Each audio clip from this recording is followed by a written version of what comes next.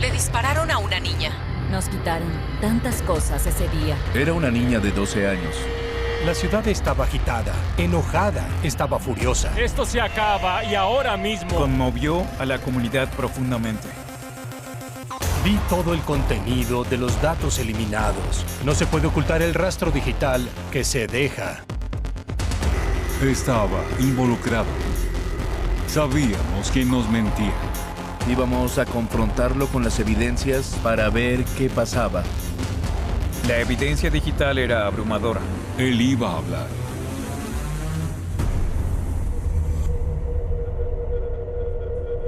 Hola, hola, soy Ainis. Les tengo algo muy especial. Miren esto. ¡Oh, por Dios! ¡Oh, wow! Decíamos que éramos las MPM, las mejores primas del mundo. ¿Qué? Su sonrisa era contagiosa. Nunca había visto este video, jamás. Pero esto es como estar allí en este momento. Podía hablar con ella de cualquier cosa.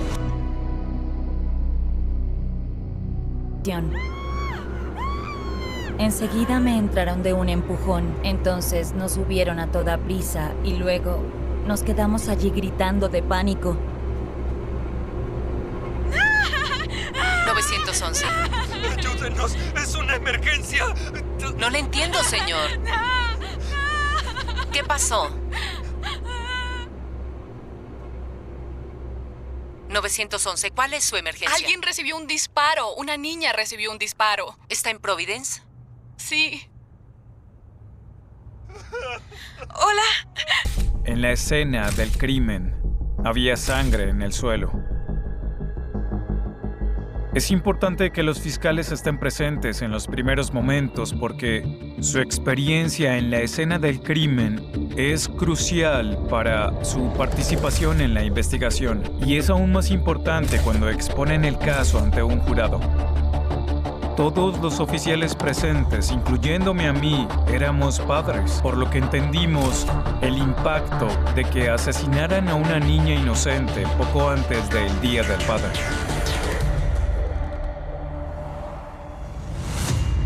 Este homicidio ocurrió en el complejo de la avenida Hartford, que es el área de los soldados de Hartford, una conocida pandilla de Providence. Providence tiene numerosas pandillas con rivalidades que llevan décadas de existencia. Hay muchos tiroteos, pero la mayoría de las víctimas son hombres jóvenes de entre 17 y 25 años.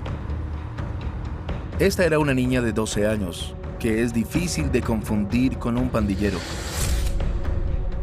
Los testigos con los que hablé describían a un individuo de unos 20 años, pantalones camuflados, con la cara cubierta y un gorro. No le vieron un arma de fuego en la mano hasta que la levantó y comenzó a disparar contra la gente.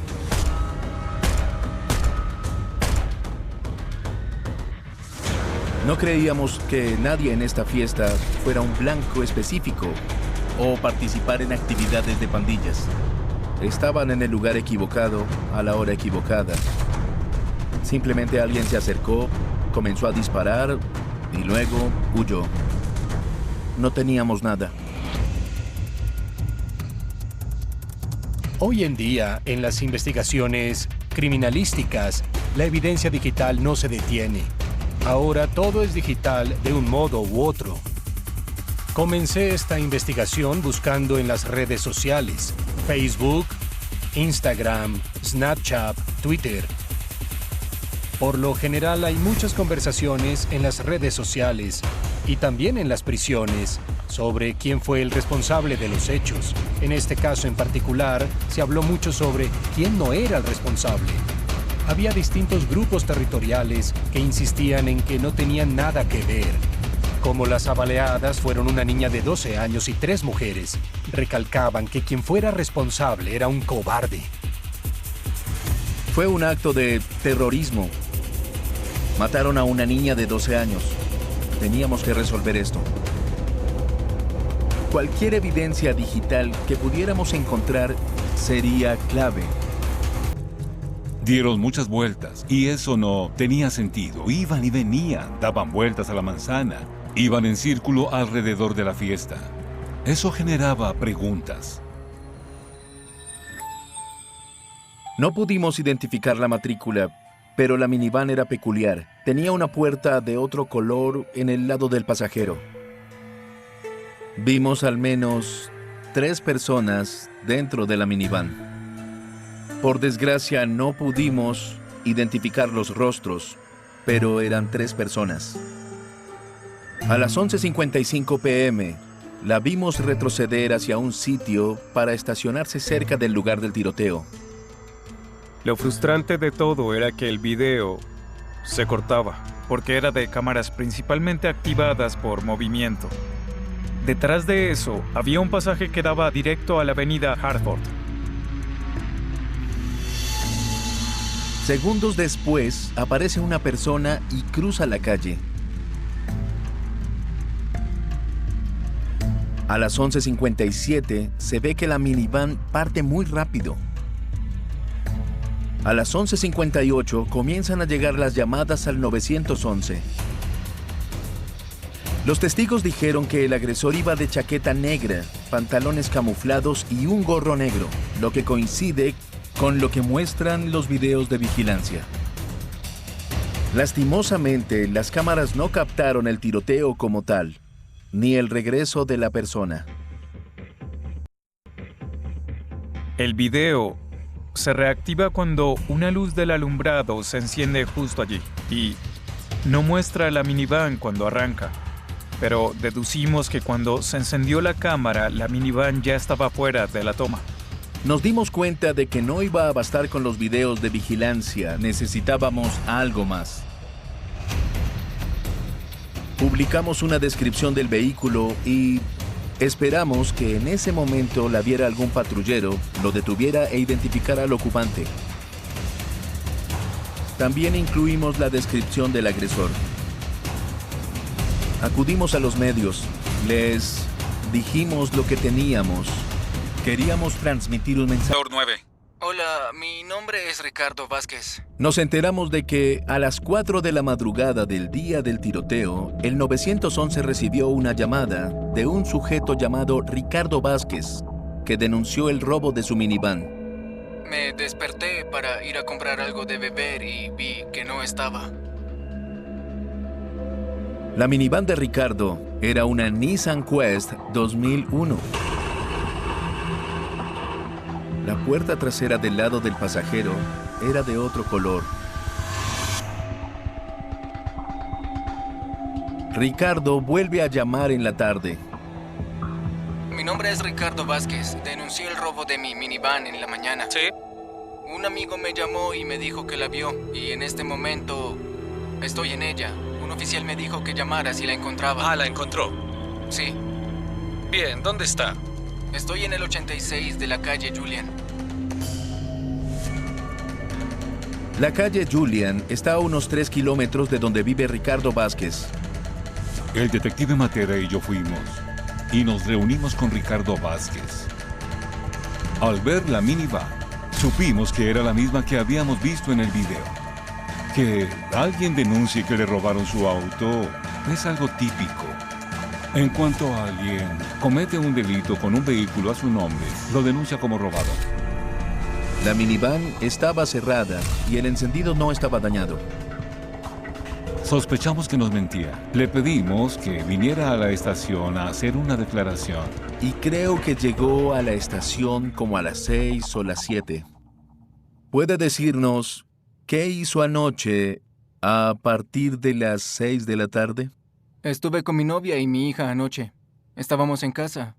La última vez que vi la hora eran como las 9:45. Desperté a las 4 de la mañana. Me vestí, iba a comprar algo, vi que la minivan no estaba. Me quedé afuera para llamar a la policía. ¿Alguna pandilla? Le preguntamos por su celular y dijo, es mío. ¿Lo tuvo toda la noche? Sí, lo tuve todo el tiempo. ¿Se lo prestó a alguien? No. Tuve el teléfono conmigo toda la noche. Justo antes de que se fuera, Ricardo nos permitió revisar su teléfono. A menudo las personas que entregan su celular piensan que eliminaron toda la evidencia de él, pero dejan una huella digital todo el día, todos los días. Nos llegaban datos del celular y podían contener las pistas que resolvieran el caso.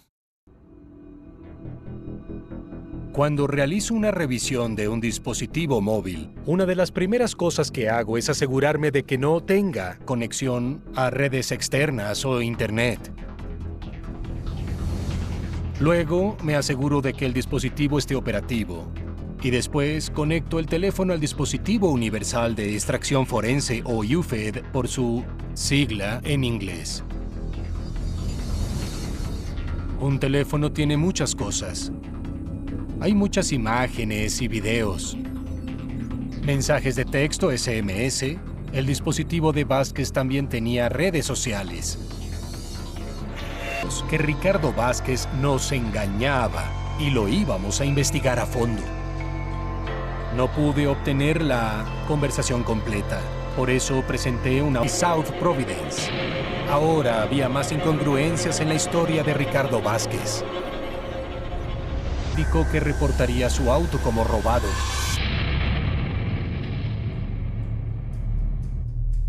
Sabemos que Ricardo Vázquez estuvo involucrado.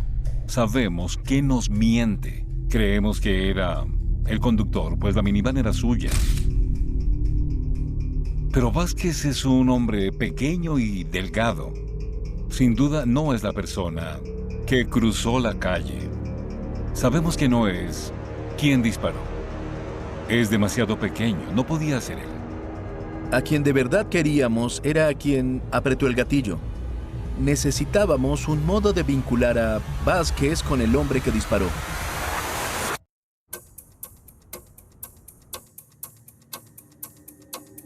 Mientras revisaba el registro del celular de Ricardo Vázquez, también vi que a las 10:24 p.m.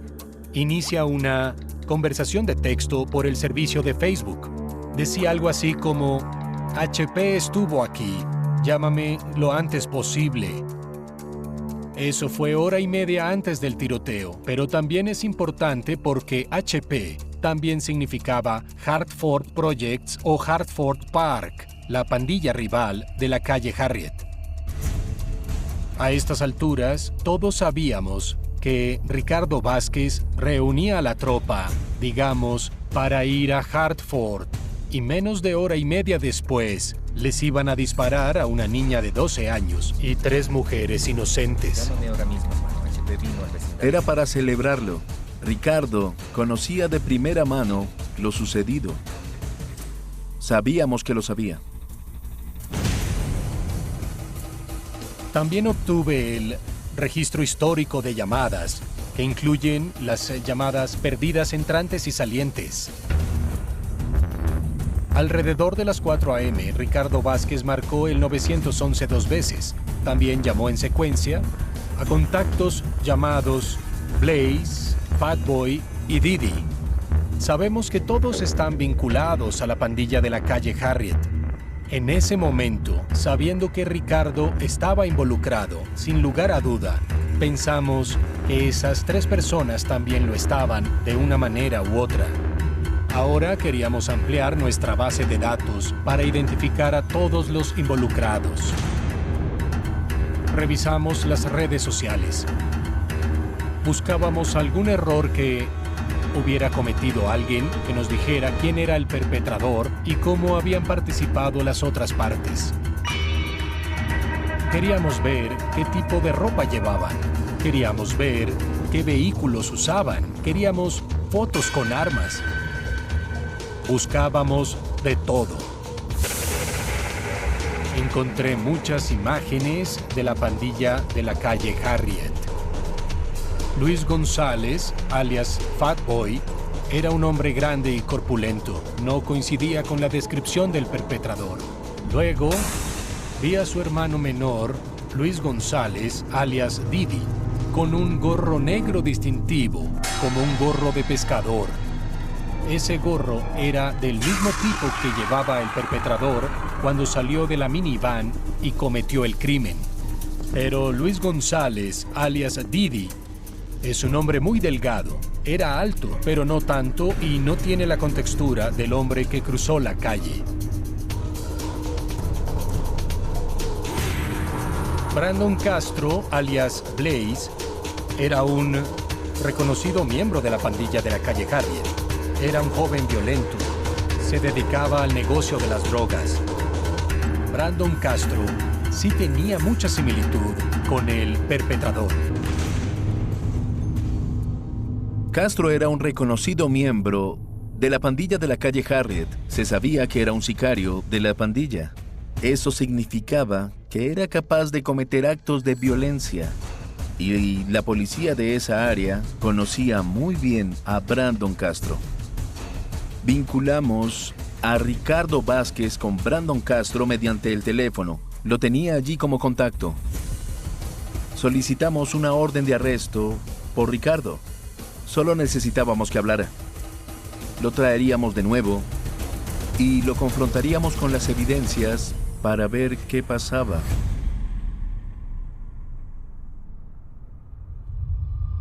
Soy el detective William Matera. La fecha de hoy es 16 de julio de 2013. Y presentes están el detective Fran Vilela, así como... ¿Diga su nombre? Ricardo Vázquez. Le envió un mensaje a su novia para decirle que estaba bien y que estaba arreglando algo. ¿De qué se trataba? Iba a arreglar algo, no sé. Solo andaba en la calle compartiendo un rato, solo arreglaba algo. Bien, ¿por qué justo después de eso ella dice, ten cuidado, y usted responde, sí, no soy estúpido, voy a dejar algo en claro? En cuanto a disparar, no he usado un arma en mi vida. Le dijimos que estaba arrestado por homicidio. Lo confrontamos con la evidencia de su paradero y los mensajes de texto. Y se sintió atrapado. Y empezó a hablar. Estábamos parados allí. Yo estaba dentro de mi auto, estacionado enfrente de Harriet Park, en la esquina de la señal de alto. Una minivan se detuvo y me bloqueó el paso. Se bajó un grupo de hombres gritando Hartford, bla bla bla. Entonces puse mi auto en reversa para alejarme de eso y me fui. Y cuando me alejaba me rompieron la ventana. Regresaron a su auto y luego arrancaron, se fueron. Me bajé del auto y me puse a arreglar la ventana. Y entonces fue cuando Blaze y Fatboy dijeron, vamos a dar un paseo. En lo personal quería el auto. Y lo hizo. Sí. Muy bien. ¿Y quién es Blaze? Brandon. ¿Brandon qué? Castro. Bien, cuando llegan a Hartford, ven una fiesta, ¿verdad? Sí, y dije, no los conozco, y seguí adelante. ¿Y qué cambió entonces? Iba a tomar a la derecha para volver a la autopista. ¿Sí? Pero ellos dijeron, no, vamos a atacar la fiesta. ¿Y en ese momento quién más estaba en el auto? Fatboy. ¿Y qué respondió Fatboy a eso? Dijo, ¿Y luego estacionó el auto? Sí, estacioné el auto. Blaze se bajó. Entonces oí unos disparos. Y Blaze volvió rápido al auto y dijo, arranca, arranca. Y sabía que había disparado porque olía el arma. Ricardo nos dijo que Blaze o Brandon Castro fue quien disparó. Creemos que Castro es impulsivo y lleva más de un... Ahora íbamos por Brandon Castro. Pedimos una orden de arresto, pero le dijimos al grupo de trabajo contra pandillas, si lo ven en público, arréstenlo. Eso fue justo lo que pasó. Los oficiales encontraron a Brandon Castro, lo pusieron bajo custodia y lo llevaron a la estación. Tener tanta evidencia forense fue muy importante para que interrogaran a Brandon Castro. Me di cuenta de que iba a hablar. Le dije al capitán, este chico, sin duda nos dará una confesión, dije. Sé que le puedo sacar una confesión. Si no logro que confiese, tome mi placa. Me la quité y la puse en el escritorio del capitán. trabajamos con el tema de que mató a una niña. ¿Qué pasó en la calle Harriet? Bebimos toda la noche. No sé a quién se le ocurrió la idea, pero creo que todos llegamos a la conclusión de que debíamos darnos una vuelta por Hartford. Alguien en el auto dijo, ve por ahí y te encontrarás con un agente. Entonces me bajé con la pistola y demás. En cuanto crucé y llegué a la acera, ¿sabe dónde están las cercas? Sí. En cuanto llegué al árbol, comencé a disparar. No le apunté a nada, ni a nadie, solo quería hacerlo y largarme. Sé que hice solo 4 disparos y volví corriendo al auto. ¿Y quién estaba en la minivan? Le ofrecimos una sola cadena perpetua a cambio de su cooperación y decidió ayudar a la fiscalía de este caso.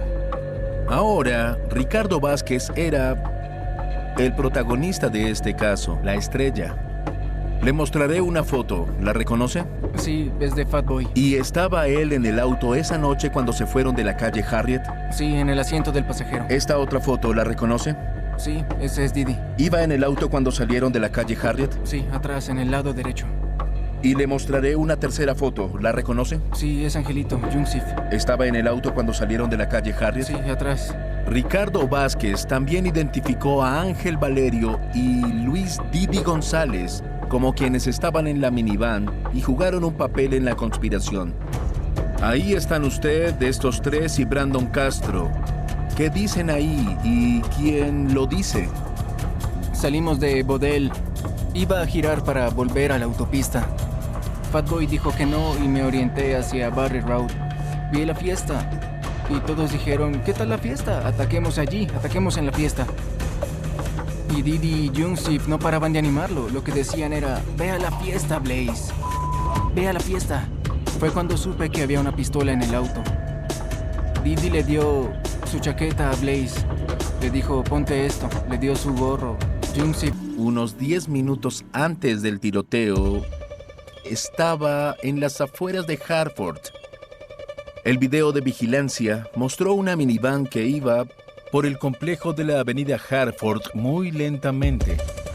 Buscaban a pandilleros y no encontraron a ninguno.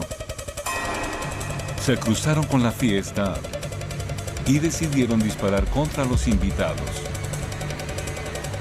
Luis Fatboy González le habló a Brandon Castro del arma y que podía atascarse. Luis Didi González le dio una chaqueta oscura y un gorro a Brandon Castro. Y Ángel Jungsif Valerio le dio una camiseta para que Castro se tapara la cara. Brandon Castro, alias Blaze, salió del vehículo que estaba en el estacionamiento y cruzó la calle. ¡Pum! De la nada, llega el chico y dispara por los arbustos. Al principio ni siquiera vieron de dónde venían. Los disparos mataron a Inés e hirieron a 3 personas.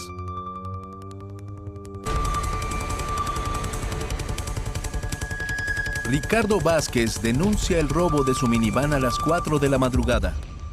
Justo después de la llamada al 911, Ricardo llama a Blaze, Fatboy y Didi. La evidencia digital era abrumadora. La acusación era firme. Brandon Castro se declaró culpable de homicidio agravado y otros cargos. Lo sentenciaron a 2 cadenas perpetuas y 50 años de prisión. Vázquez se declaró culpable de homicidio, conspirar para cometer homicidio, obstrucción a la justicia y agresión agravada. Recibió cadena perpetua. ¿Sabe de la pandilla de la calle Harriet? Sí. Y ha sido miembro de la pandilla de la calle Harriet desde hace tiempo, ¿no? Sí. Luis Fatboy González fue absuelto del homicidio, pero lo declararon culpable de ataque a mano armada, conspiración, con varios cargos de agresión agravada, y lo sentenciaron a 70 años de prisión con un mínimo de 30. Ángel Jungsif Valerio y Luis Didi González se declararon culpables de varios cargos de agresión agravada y conspiración. The body on Somerton Beach identified. All pages HTTPS. CT3. Bing. Net tid oipi, humtbilsis squar. Pid apiates, discover. Hupages, com education the mystery of the Somerton Mantaman Shoot case. Utemesosorse chat.com. La playa no tenía por qué convertirse en escena, a esa hora. Somerton Park era solo una franja de arena con brisa salada y un muro bajo que separaba el paseo del mar, el tipo de lugar donde la gente se sienta a fumar mirando el horizonte, y nadie se pregunta demasiado por el vecino. Porque el mar ya se encarga de distraer, pero el 1 de diciembre de 1948. Antes de que el día terminara de abrir los ojos, alguien vio a un hombre recostado contra el malecón, con las piernas estiradas y los pies cruzados, como si hubiese decidido descansar allí un minuto, y ese minuto se hubiera vuelto eterno. Wikipedia. Al principio, la escena engañaba por su calma. El hombre llevaba traje, camisa, corbata. Un estilo pulcro, casi formal para una mañana de playa.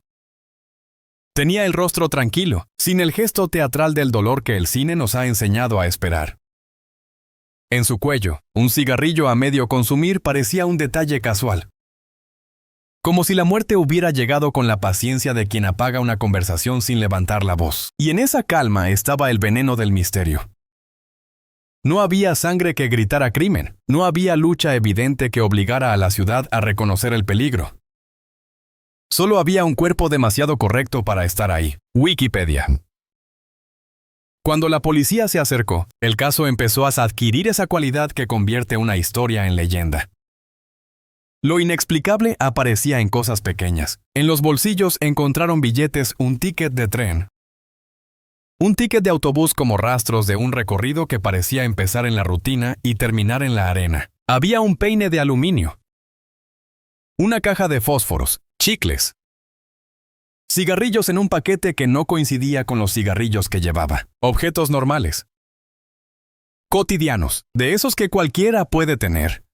Salvo que en ese instante empezaron a comportarse como piezas de un rompecabezas que no quería encajar. Wikipedia. La primera pregunta fue brutal en su simpleza. ¿Quién era? Nadie lo reconocía.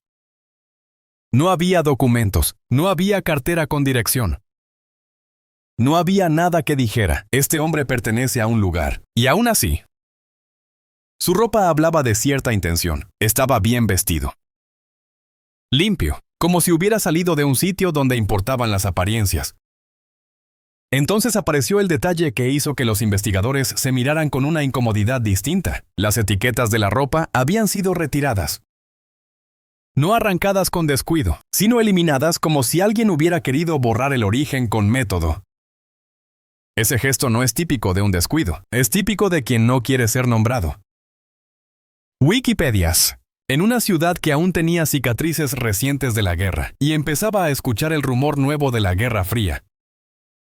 El anonimato no era un capricho, era un lenguaje. Si alguien te quita el nombre, te convierte en sombra. Y una sombra, en 1948, podía significar muchas cosas: un viajero, un fugitivo, un enfermo, un suicida, o algo peor, algo que no quiere dejar rastro porque su trabajo es existir sin ser visto. La autopsia no cerró la puerta, la abrió de par en par. No había heridas claras que explicaran una muerte rápida. No había una bala que señalara a un agresor. El cuerpo parecía, por fuera, demasiado intacto. Pero por dentro, el informe sugería señales compatibles con un envenenamiento, con una sustancia que podía matar sin dejar un rastro fácil de identificar, especialmente en una época en que la toxicología no tenía el filo moderno.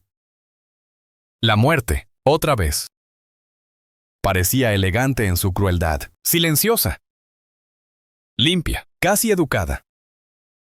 Wikipedia. En los días siguientes, la policía hizo lo que se hace cuando el nombre no aparece. Intentó fabricar un nombre a partir de la ciudad.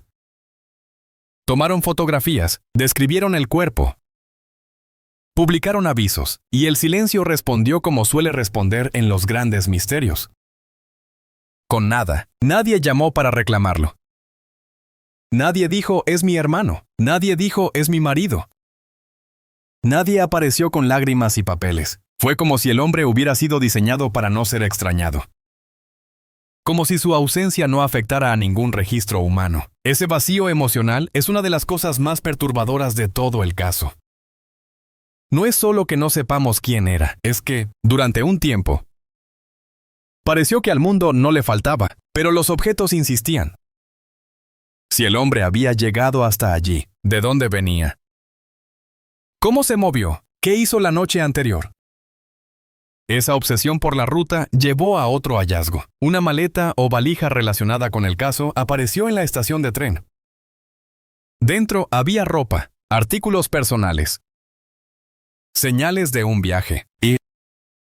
Sin embargo, la misma limpieza se repetía. Etiquetas cortadas, marcas borradas. Identidad deshilachada a propósito. Era como ver a alguien borrándose en tiempo real.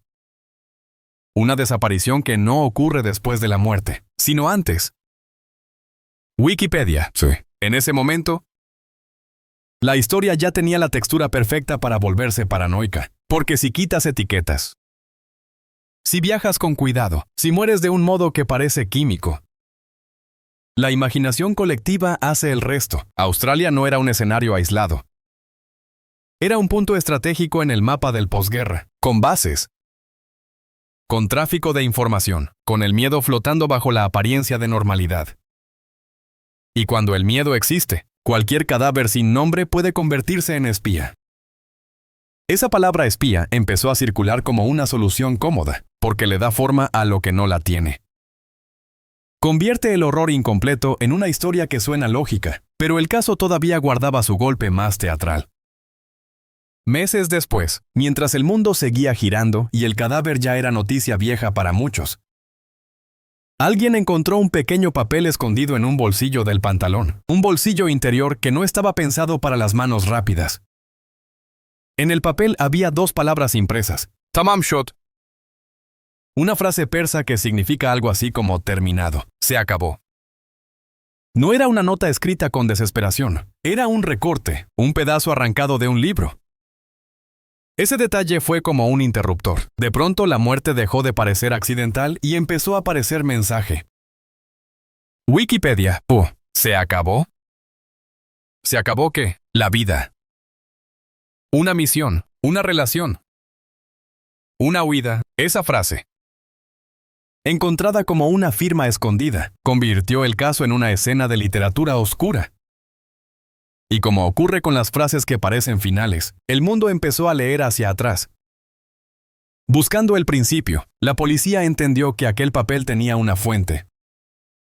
Y lanzó un llamado público, si el recorte venía de un libro.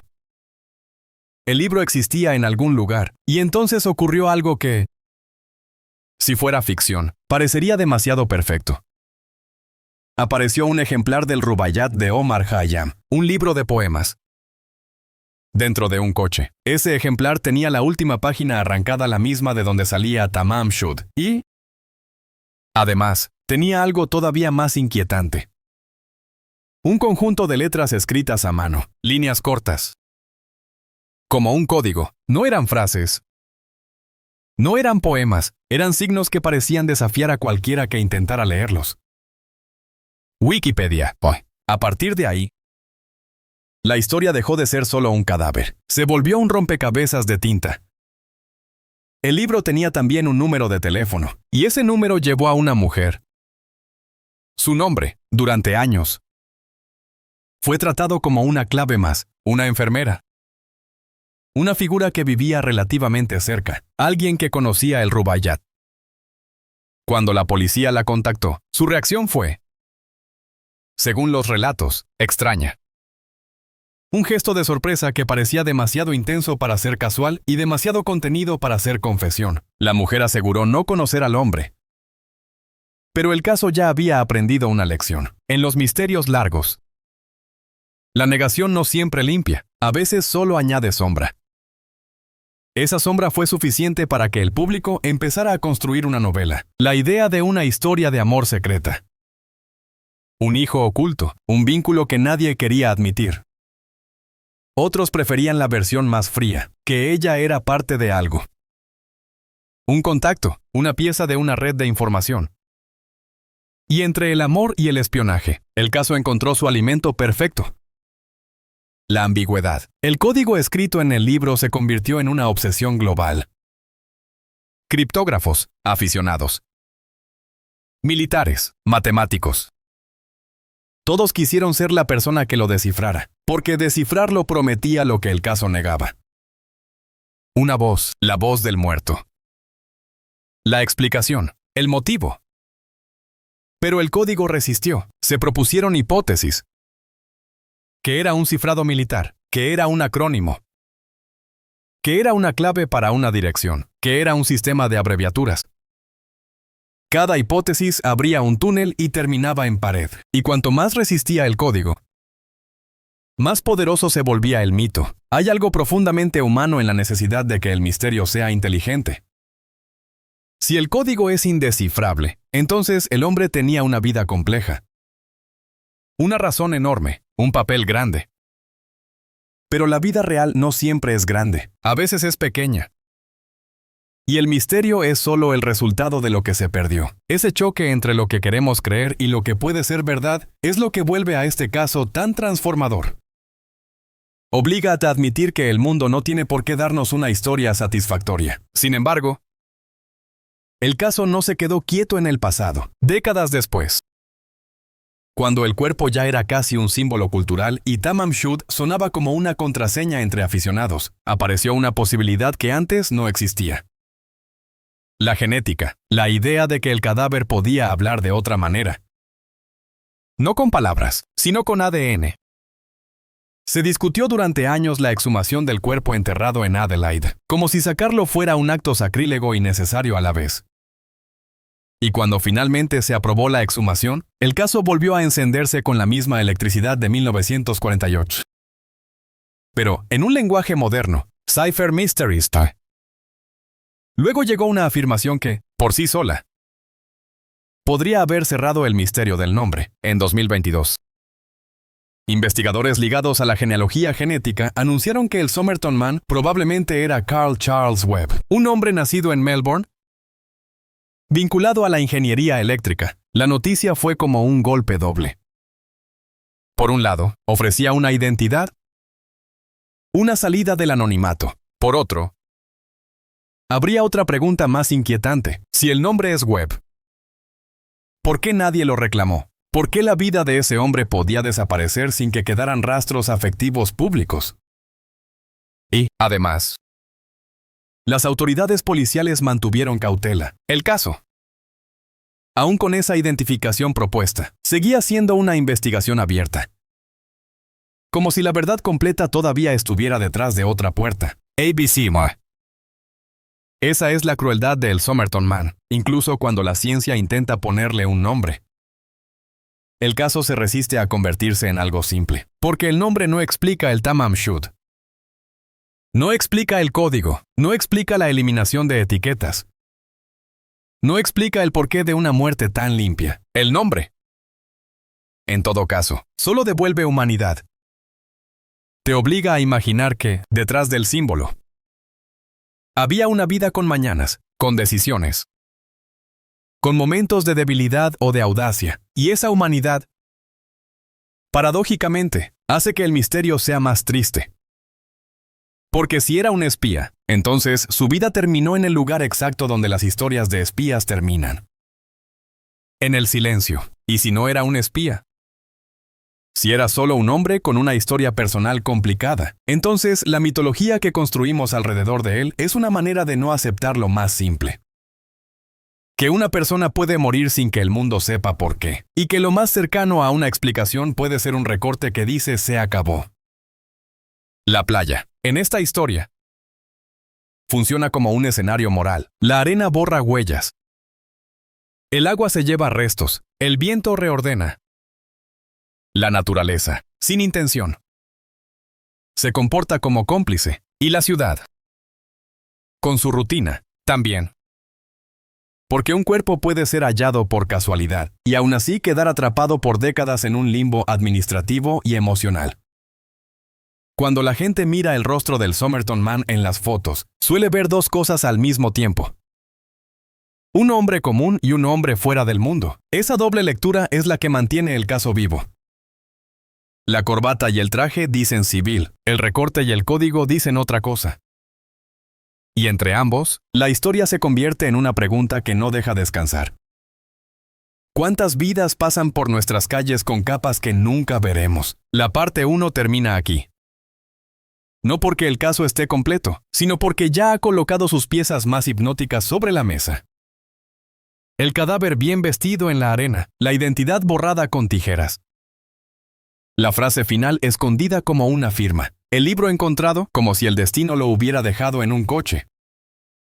Y el código que se ríe de quienes intentan leerlo. El misterio no se sostiene solo por lo que no sabemos, sino por lo que sugiere que alguien, en algún punto, quiso que todo terminara sin explicación. Y aún así, la historia se niega a terminar.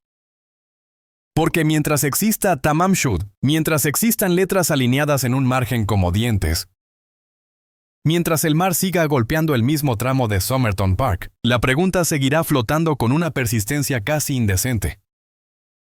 ¿Fue el final de un hombre o el final de una historia que alguien no quería que se contara? Wikipedia, Jone. El misterio no se volvió grande de golpe, se volvió grande porque no cedía. Después de que el cuerpo fue retirado de la arena de Somerton Park, Adelaide siguió respirando como si aquella mañana hubiera sido solo una rareza más del verano. Pero en la comisaría, en la morgue, en los pasillos donde se acumulan expedientes con olor a papel húmedo, el caso empezó a desarrollar una cualidad distinta. La cualidad de algo que parece cuidadosamente incompleto, como si alguien hubiera dejado el escenario limpio a propósito. Como si el hombre hubiera llegado hasta allí con una decisión tomada mucho antes de tocar la arena. La primera batalla fue contra lo que no se ve. Porque el cadáver no mostraba el tipo de violencia que simplifica una investigación. No había un disparo. No había una puñalada, no había una fractura escandalosa que gritara aquí.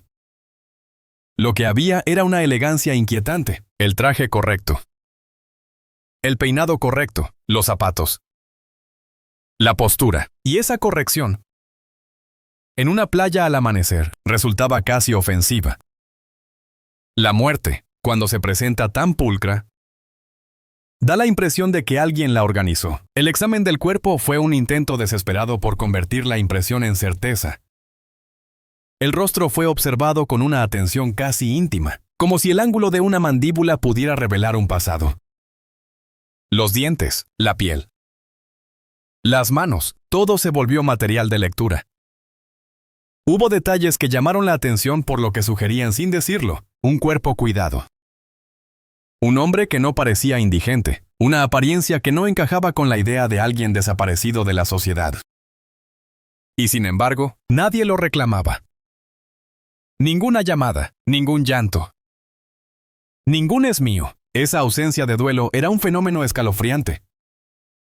Porque la mayoría de las vidas dejan una estela, un amigo, un vecino, una deuda, una costumbre. Pero este hombre parecía haber sido fabricado para no dejar estela. Y si no hay estela, la policía se ve obligada a perseguir sombras. Billetes de transporte, objetos de bolsillo, marcas de costura, el tipo de nudo en la corbata. El origen probable de un cigarrillo, los billetes hallados, esas pequeñas pruebas del movimiento insinuaban una ruta que empezaba lejos de la playa. La historia de un viaje, de una estación. De un último trayecto, se intentó reconstruir el itinerario como se reconstruye una fuga. ¿De dónde venía? ¿Por qué llegó? ¿Con quién se encontró? ¿Qué esperaba en Adelaide? Y cada pregunta se estrellaba contra el mismo muro. El hombre no tenía nombre. La falta de documentos habría sido extraña en cualquier época. En 1942, era aún más rara por la manera en que la vida estaba administrada por papeles, billetes, registros. La guerra había terminado. Sí, pero el mundo todavía estaba hecho de controles y fronteras invisibles. Que un hombre apareciera con la identidad borrada no parecía un accidente, parecía un gesto. Y entonces llegaron las tijeras. No era solo que no tuviera documentos. era que alguien o él mismo había arrancado etiquetas de la ropa con una precisión casi obsesiva. Aquello no se sentía como la pobreza de quien usa prendas heredadas. Se sentía como una limpieza planificada. Borrar una etiqueta es borrar un fabricante. Un país, un lugar donde alguien podría empezar a buscar. En un caso normal, una etiqueta es banal. En este caso, una etiqueta era una pista. Por eso su ausencia resultaba tan elocuente. La maleta asociada al caso, aparecida en una estación, intensificó ese mismo mensaje. Pertenencias personales, ropa doblada, objetos de viaje y... otra vez, el origen arrancado. El rastro mutilado. Era como si el hombre hubiera entendido desde el principio que la identidad es el hilo que tira de todo. Y hubiera decidido cortar ese hilo antes de morir. Pero incluso una identidad cortada deja fibras. Los investigadores olfatearon esas fibras en lo que parecía un detalle menor. El paquete de cigarrillos. Cigarrillos de una marca en un paquete de otra. Un intercambio. Una sustitución. En cualquier otro contexto podría ser simple descuido. Un gesto de quien compra lo que encuentra. Aquí. En cambio, todo detalle adquiría una gravedad teatral. Porque la historia ya era una escena, y los objetos ya eran actores. ¿Por qué mezclar marcas? Para despistar. Para ocultar un hábito, para sugerir otra persona. El caso empezó a parecer menos un accidente y más una representación, con el paso de los días. Adelaide se enteró. La imagen del hombre sin nombre circuló. Y con ella, una sensación incómoda. La de un cadáver que no pertenece a nadie. La gente miraba las fotos con la misma reacción que se tiene ante una puerta entreabierta en la noche. Curiosidad y temor, porque reconocerlo habría significado admitir que alguien de tu mundo murió así. Y nadie quería sentirse cerca, pero la historia no estaba diseñada para dormirse. Estaba diseñada para crecer. Cuando apareció el recorte con las palabras Tamam Shud, el caso cambió de densidad. No era una nota escrita con prisa, era un fragmento elegido. Cortado, escondido como una contraseña. Una frase que significa terminado no explica nada, pero lo sugiere todo. Y lo que sugiere es brutal, intención final. No me pasó algo, sino se acabó. De pronto, el cadáver dejó de ser solo un desconocido muerto. Se convirtió en alguien que parecía haber dejado un mensaje. Ese recorte fue tratado como un talismán.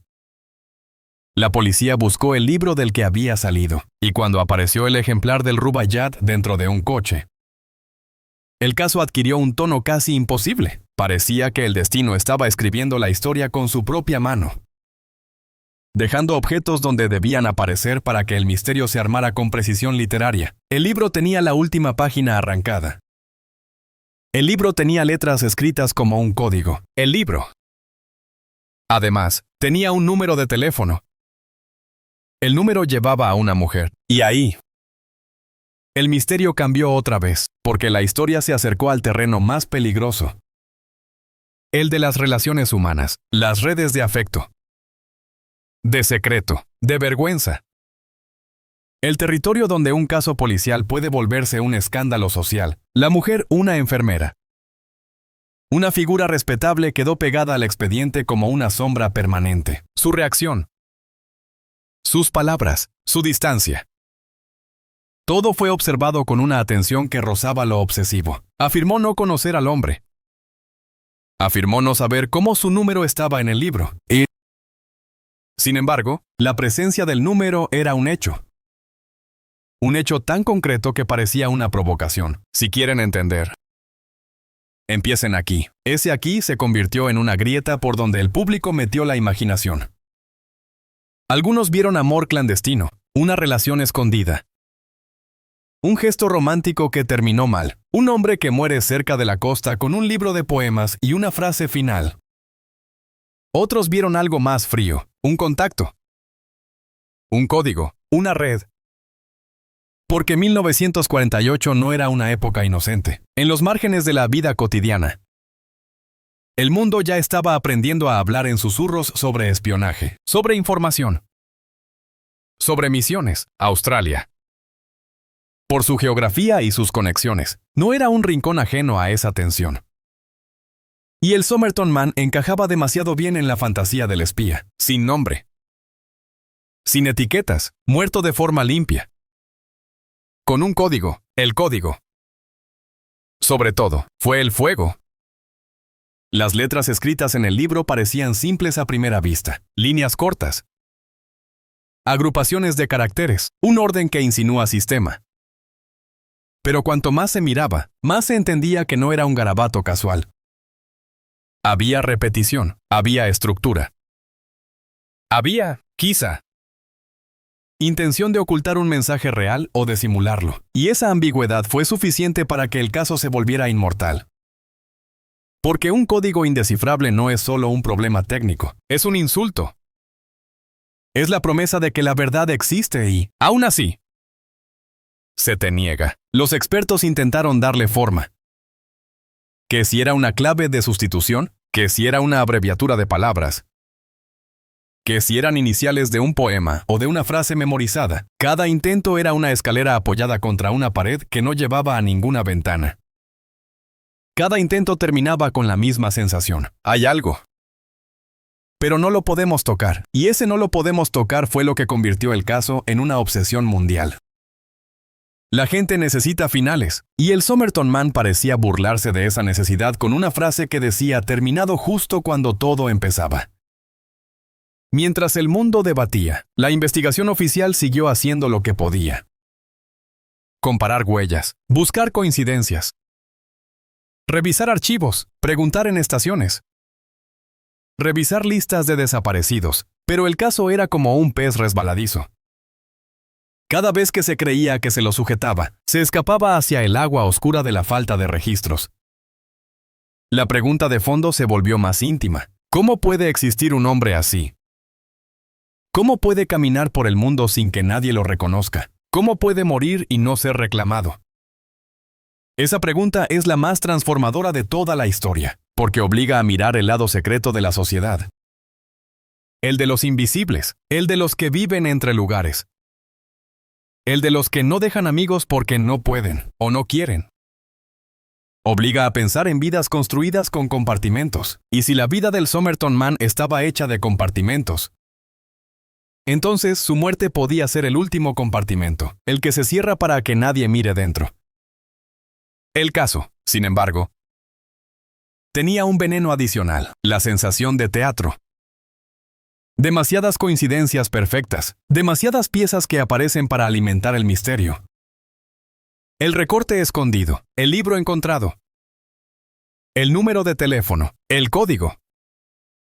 Y la mente humana, cuando percibe teatro, busca dramaturgo. ¿Quién puso esas piezas? ¿Quién quiso que se vieran? ¿Quién quería que el mundo mirara hacia el código en lugar de mirar hacia la calle donde el hombre estuvo antes? Ahí aparece una posibilidad repulsiva, que el caso haya sido diseñado para distraer. Que el código sea una cortina, que el Rubaiyat sea un señuelo. Que Tamam Shud sea una firma construida para que la gente persiga poesía en lugar de perseguir una ruta real, porque el arte, cuando aparece en un crimen, puede ser belleza, pero también puede ser manipulación. Y si fue manipulación, entonces el Somerton Man no solo murió, fue utilizado, pero incluso si no hubo manipulación, incluso si todo fue producto de decisiones personales y azar, el resultado es el mismo. Un hombre convertido en enigma, un cuerpo que obliga a los vivos a jugar a descifrar. Y hay algo profundamente cruel en eso. El muerto dicta el juego. Y los vivos corren detrás. Los años pasaron y el caso no se hizo más claro. Se hizo más pesado, se acumuló como una capa de mito sobre la historia oficial. Nuevas generaciones heredaron las mismas piezas, la playa, el traje, las etiquetas arrancadas, el recorte, el libro, el código. Cada generación añadió su propia paranoia, su propia tecnología, su propia necesidad de explicarlo. Y con cada nueva mirada, el misterio se volvía más seductor. Porque ya no era solo una historia de 1948, era una pregunta persistente sobre el mundo. ¿Cuántas personas viven con identidades que no entendemos? ¿Cuántas mueren sin que nadie las reclame? ¿Cuántos mensajes están escondidos a plena vista y, aún así, se niegan a ser leídos? La parte 2 se mueve dentro de esa expansión. Del hallazgo inicial al nacimiento del mito, del cadáver sin nombre al recorte que suena como una sentencia. Del objeto cotidiano al objeto que se convierte en símbolo. Y mientras el código resiste, la historia se vuelve más oscura, porque empieza a sugerir algo que incomoda más que el espionaje.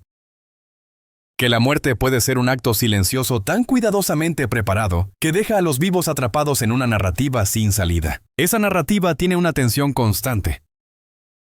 Cada pieza parece acercarte, y al mismo tiempo te aleja, porque cuanto más miras el Rubaiyat, menos miras el resto. Cuanto más miras el código, menos miras la arena, y tal vez esa sea la verdadera trampa del Somerton Man, que te enseña a obsesionarte con lo elegante, con lo intelectual, con lo indescifrable, mientras el núcleo real del caso, el minuto exacto en que el hombre llegó a la playa, el minuto exacto en que dejó de ser un viajero y se volvió un cadáver, permanece escondido en lo más simple: un paso, un banco, una pared baja frente al mar, una madrugada en la que nadie miraba, y un hombre que, por razones que aún se niegan a entregarse, eligió terminar su historia en silencio, dejando a los demás una palabra final que suena como desafío.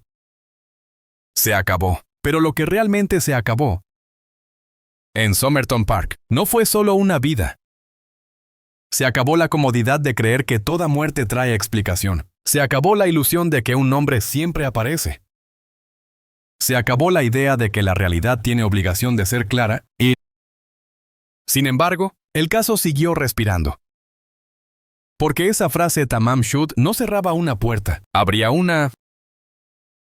la puerta a la posibilidad de que el final fue escrito por alguien que sabía exactamente lo que hacía, y que se aseguró de que el mundo tardara décadas en entenderlo, si es que alguna vez llega a entenderlo.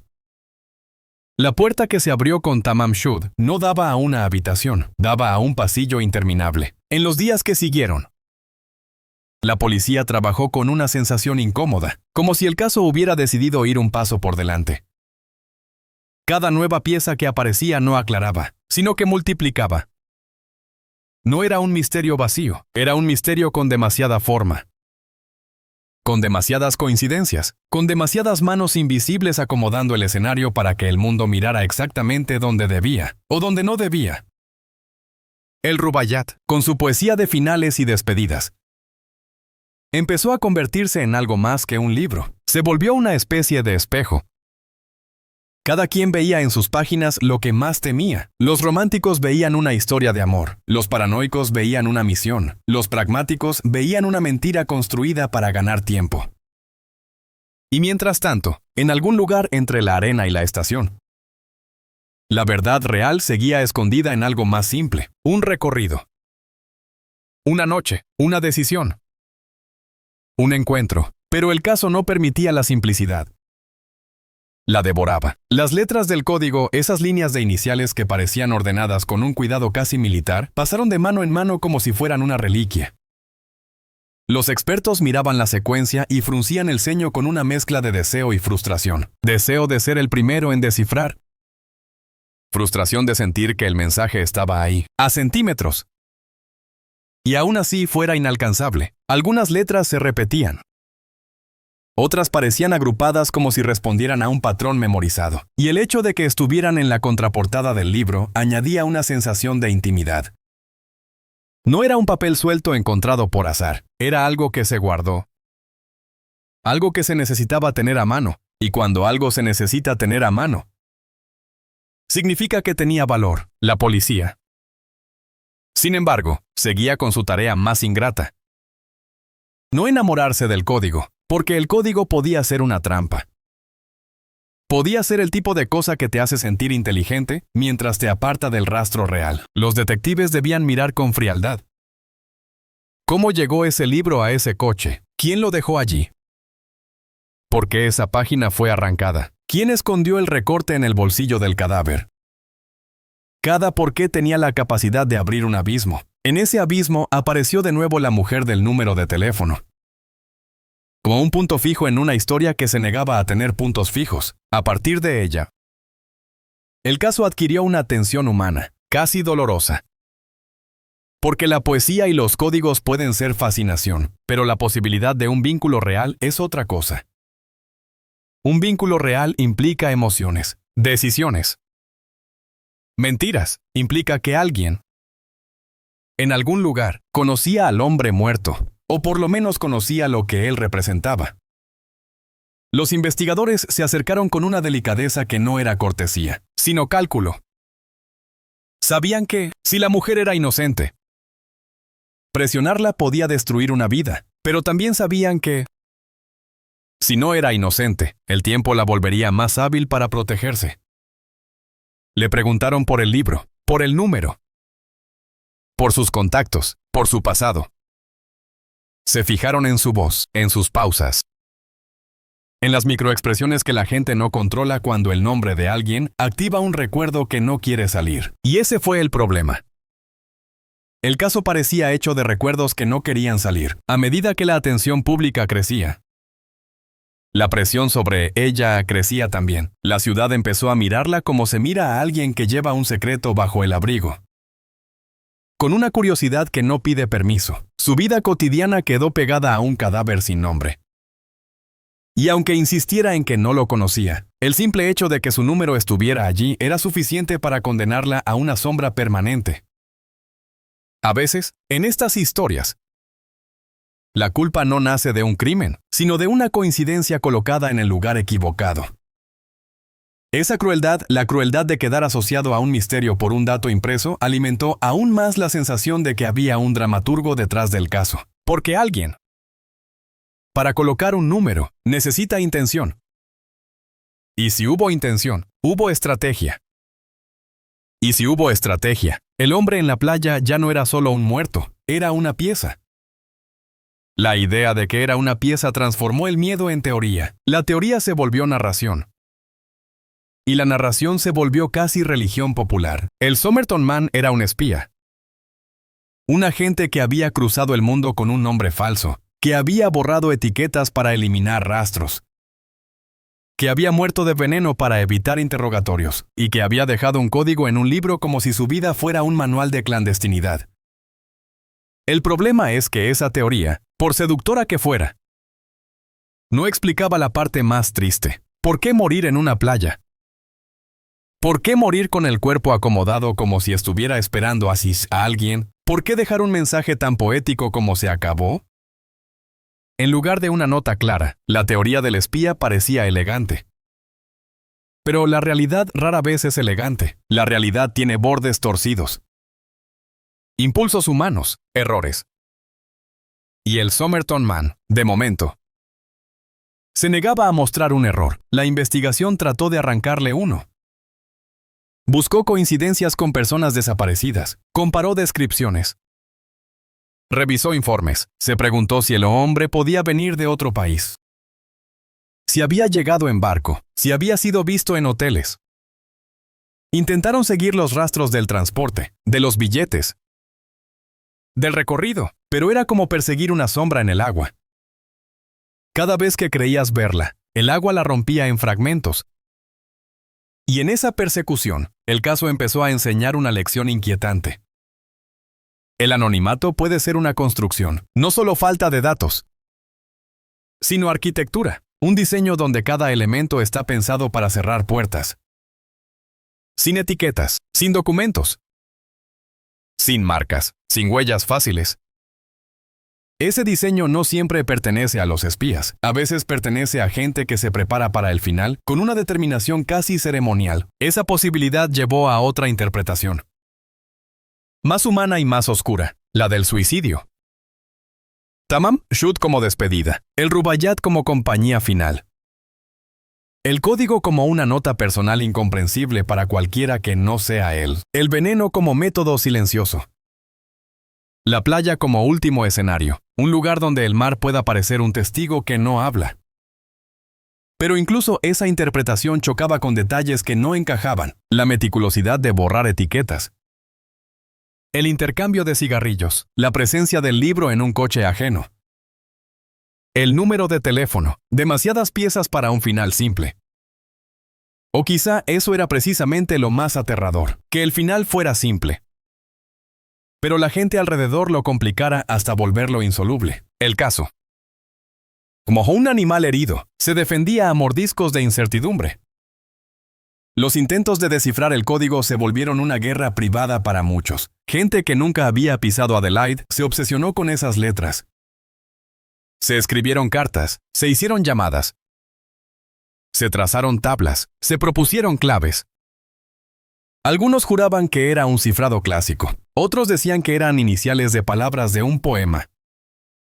Que el hombre usaba un método mnemotécnico, una lista de nombres, lugares, instrucciones. Los más desesperados incluso pensaron que no era un código real, sino un señuelo. Un gesto para construir misterio y desviar la atención de otra parte. En ese punto, el caso empezó a tener una vida propia, independiente de su origen. Era una criatura alimentada por obsesión, y mientras el mundo se obsesionaba con letras, la policía seguía intentando atraparlo más esquivo. Un motivo. Porque aunque el Somerton Man fuera un espía, ¿qué se logró matándolo en una playa? Si fue asesinato, ¿quién se beneficia de una muerte pública? Aunque parezca tranquila, si fue suicidio. ¿Por qué rodearlo de signos que parecen invitación? El caso se movía entre dos extremos. Demasiado teatral para ser casual, demasiado silencioso para ser un escándalo.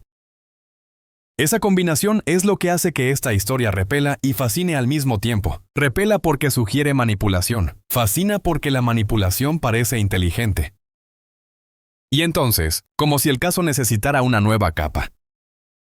Surgieron detalles sobre la vida de la mujer del número que añadieron una electricidad peligrosa, no importa cuántas veces ella negara el vínculo. El público, una vez que decide una historia, no la suelta. La imaginación empezó a construir escenas. Ella entregando el libro, ella esperando una llamada. Ella guardando silencio para proteger algo. Cada versión añadía drama y, a la vez, alejaba el caso de lo demostrable. La vida real quedaba enterrada bajo un guión ajeno. La policía tuvo que moverse con cuidado. Porque cada paso podía ser interpretado como confirmación. Si la volvían a interrogar, la gente decía, ¿ves? Si no la interrogaban, la gente decía, la protegen. El caso se volvió un laberinto también para quienes intentaban investigarlo. No solo debían encontrar la verdad, debían hacerlo sin incendiar el entorno. Pero el laberinto tenía una cualidad que desespera. Parecía no tener centro. La autopsia, las discusiones sobre veneno, las pistas incompletas, el libro, el código, el teléfono, todo giraba y giraba sin tocar un núcleo. Y cuando un misterio no tiene núcleo, se vuelve eterno. La eternidad, en estos casos, no es belleza, es castigo, es décadas de especulación sin cierre. Es convertir un cadáver en un objeto cultural. Y, sin embargo, incluso un objeto cultural puede guardar algo auténtico. La soledad. Porque más allá de teorías y códigos, hay un hombre recostado en una playa, un hombre que no fue reclamado. Un hombre que, en el instante final, estaba solo o parecía estarlo. Esa imagen, si se la mira con honestidad, es devastadora. No importa si era espía o no, la muerte. Al final, se lo tragó sin que nadie pudiera pronunciar su nombre con certeza. Esa falta de nombre era un horror lento, un horror administrativo y emocional. Un ser humano reducido a apodo, a Somerton Man. Como si fuera un fenómeno y no una vida, y cuanto más avanzaban los días sin identificación, más se solidificaba una idea inquietante. Tal vez ese era el objetivo. Tal vez el objetivo era precisamente eso, morir sin nombre. En el tiempo posterior, el caso empezó a arrastrar otra pregunta que se volvía cada vez más fea. ¿Qué se hizo con él? ¿Cómo se guarda un cuerpo sin historia? ¿Cómo se archiva una vida sin identidad? La respuesta institucional es fría. se registra, se entierra. Se guarda evidencia, pero la respuesta humana no es fría. Un cuerpo sin nombre deja una sensación de deuda, una deuda que no se paga con papel. Esa deuda fue lo que mantuvo el caso vivo durante décadas, cada vez que alguien retomaba el código. Lo hacía con la ilusión de pagar la deuda, de devolverle al hombre su voz. Pero el código resistía, y esa resistencia se convirtió en burla. Como si el muerto siguiera controlando el juego, como si hubiera dejado la clave fuera del alcance del mundo deliberadamente. En algún punto, el caso empezó a parecer una historia sobre límites. El límite del conocimiento humano, el límite de la tecnología de la época. El límite de la memoria, el límite de la voluntad. Puedes tener un cadáver, objetos, un libro, un recorte, y aún así no tener nada que te permita cerrar. Ese límite es repulsivo para el espectador moderno, porque vivimos en una cultura que cree que todo se puede resolver con datos. Pero el Somerton Man es una bofetada. Hay misterios que nacen con ventaja. Y a pesar de todo, el tiempo no fue solo enemigo. También fue posibilidad, porque con los años, la ciencia empezó a prometer una salida diferente. No una salida poética ni criptográfica, una salida biológica. Una salida que no depende de confesiones ni de recuerdos, una salida que depende del cuerpo mismo. La genética, la comparación. La genealogía, la idea de que el hombre, aunque hubiera borrado etiquetas, no podía borrar su origen biológico. Esa idea era casi una revancha moral, por más que te ocultes. Tu cuerpo guarda una historia, pero incluso esa promesa, cuando empezó a circular, trajo un nuevo tipo de suspense. El suspense del choque entre mito y realidad, porque si algún día se confirmaba un nombre, el mito perdería parte de su magia, y mucha gente, en secreto, teme eso. Teme que la explicación sea demasiado humana, demasiado simple, demasiado triste. Tal vez el Somerton Man no era un espía. Tal vez era un hombre con una vida común y un final extraño. Tal vez el código era un recordatorio personal sin valor para nadie más. Tal vez Tamam Shud era solo un gesto dramático de alguien que quería cerrar una puerta sin dejar explicación. Esa posibilidad es la más transformadora. Porque obliga a mirar lo que realmente nos atrae del caso, no el espionaje. No el glamour de la clandestinidad, sino el miedo a que el mundo pueda tragarse a una persona y convertirla en pregunta para siempre. La parte 3 se hunde en ese miedo y lo hace crecer, porque mientras el código sigue resistiendo, mientras la mujer del teléfono sigue siendo una sombra, mientras las etiquetas arrancadas siguen gritando intención, el caso se convierte en un espejo del posguerra, un mundo donde la información se valora como arma, donde los secretos se vuelven moneda, donde un hombre puede caminar con identidad fabricada y morir sin que nadie lo reclame. Y, al mismo tiempo, se convierte en un espejo íntimo del ser humano, la necesidad de dejar una firma, la necesidad de decir se acabó con estilo, la necesidad de controlar el final cuando ya no puedes controlar nada más. En ese punto, la historia empieza a inclinarse hacia una pregunta más peligrosa que ¿quién era? ¿Quién decidió que el mundo lo buscara así? Porque si el libro apareció en un coche por casualidad, esa casualidad es monstruosa. Y si no fue casualidad, entonces alguien colocó el libro. Y si alguien colocó el libro, entonces el código no es solo un mensaje, es un anzuelo. Y si es un anzuelo, ¿qué quería pescar? La idea de que el caso sea un anzuelo es la clase de idea que te roba el sueño. Porque convierte al público en parte del crimen, te convierte en lector de una trampa. Te hace sentir que, mientras intentas ayudar, quizá estás siguiendo el camino exacto que alguien trazó para mantenerte lejos del núcleo real, el Somerton Man. En esa lectura, no es solo víctima o actor. Es el centro de una maquinaria diseñada para generar niebla. Y la niebla, como la arena, lo cubre todo sin hacer ruido. Por eso la historia sigue, por eso no se rompe. Por eso cada pieza parece prometer y luego se retrae, porque, en el fondo, el caso parece construido con una inteligencia cruel. Una inteligencia que entiende que el mejor escondite no es un lugar. El mejor escondite es una historia tan fascinante que nadie quiera dejar de mirarla.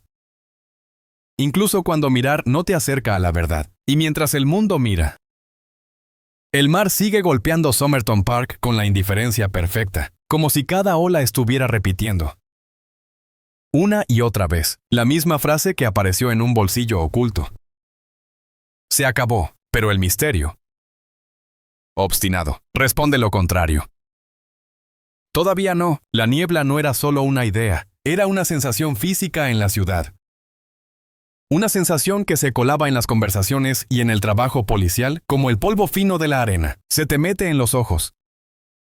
Te obliga a parpadear, y cuando crees que por fin ves con claridad, descubres que solo estabas mirando otra forma de sombra, después del furor inicial. El caso empezó a endurecerse en algo más inquietante, una rutina de frustración. Los investigadores aprendieron a desconfiar de las piezas demasiado perfectas, el recorte escondido con Tamam Shud, el Rubaiyat apareciendo en un coche, el número de teléfono, las letras alineadas como si fueran instrucciones. Todo parecía diseñado para que el mundo girara alrededor de ese centro poético. Y, sin embargo, el centro poético no entregaba nada que pudiera sostenerse en un informe. Era un centro que alimentaba titulares, pero no pruebas. La trampa de un misterio elegante es que te hace creer que la elegancia es la clave. Y el crimen, si es que fue un crimen rara vez, necesita elegancia. Necesita oportunidad. Por eso, poco a poco, la mirada volvió a lo más áspero, lo menos glamoroso, el movimiento real del hombre antes de llegar a la playa. Su ruta, las estaciones, las calles, las horas muertas entre el último billete y el último aliento.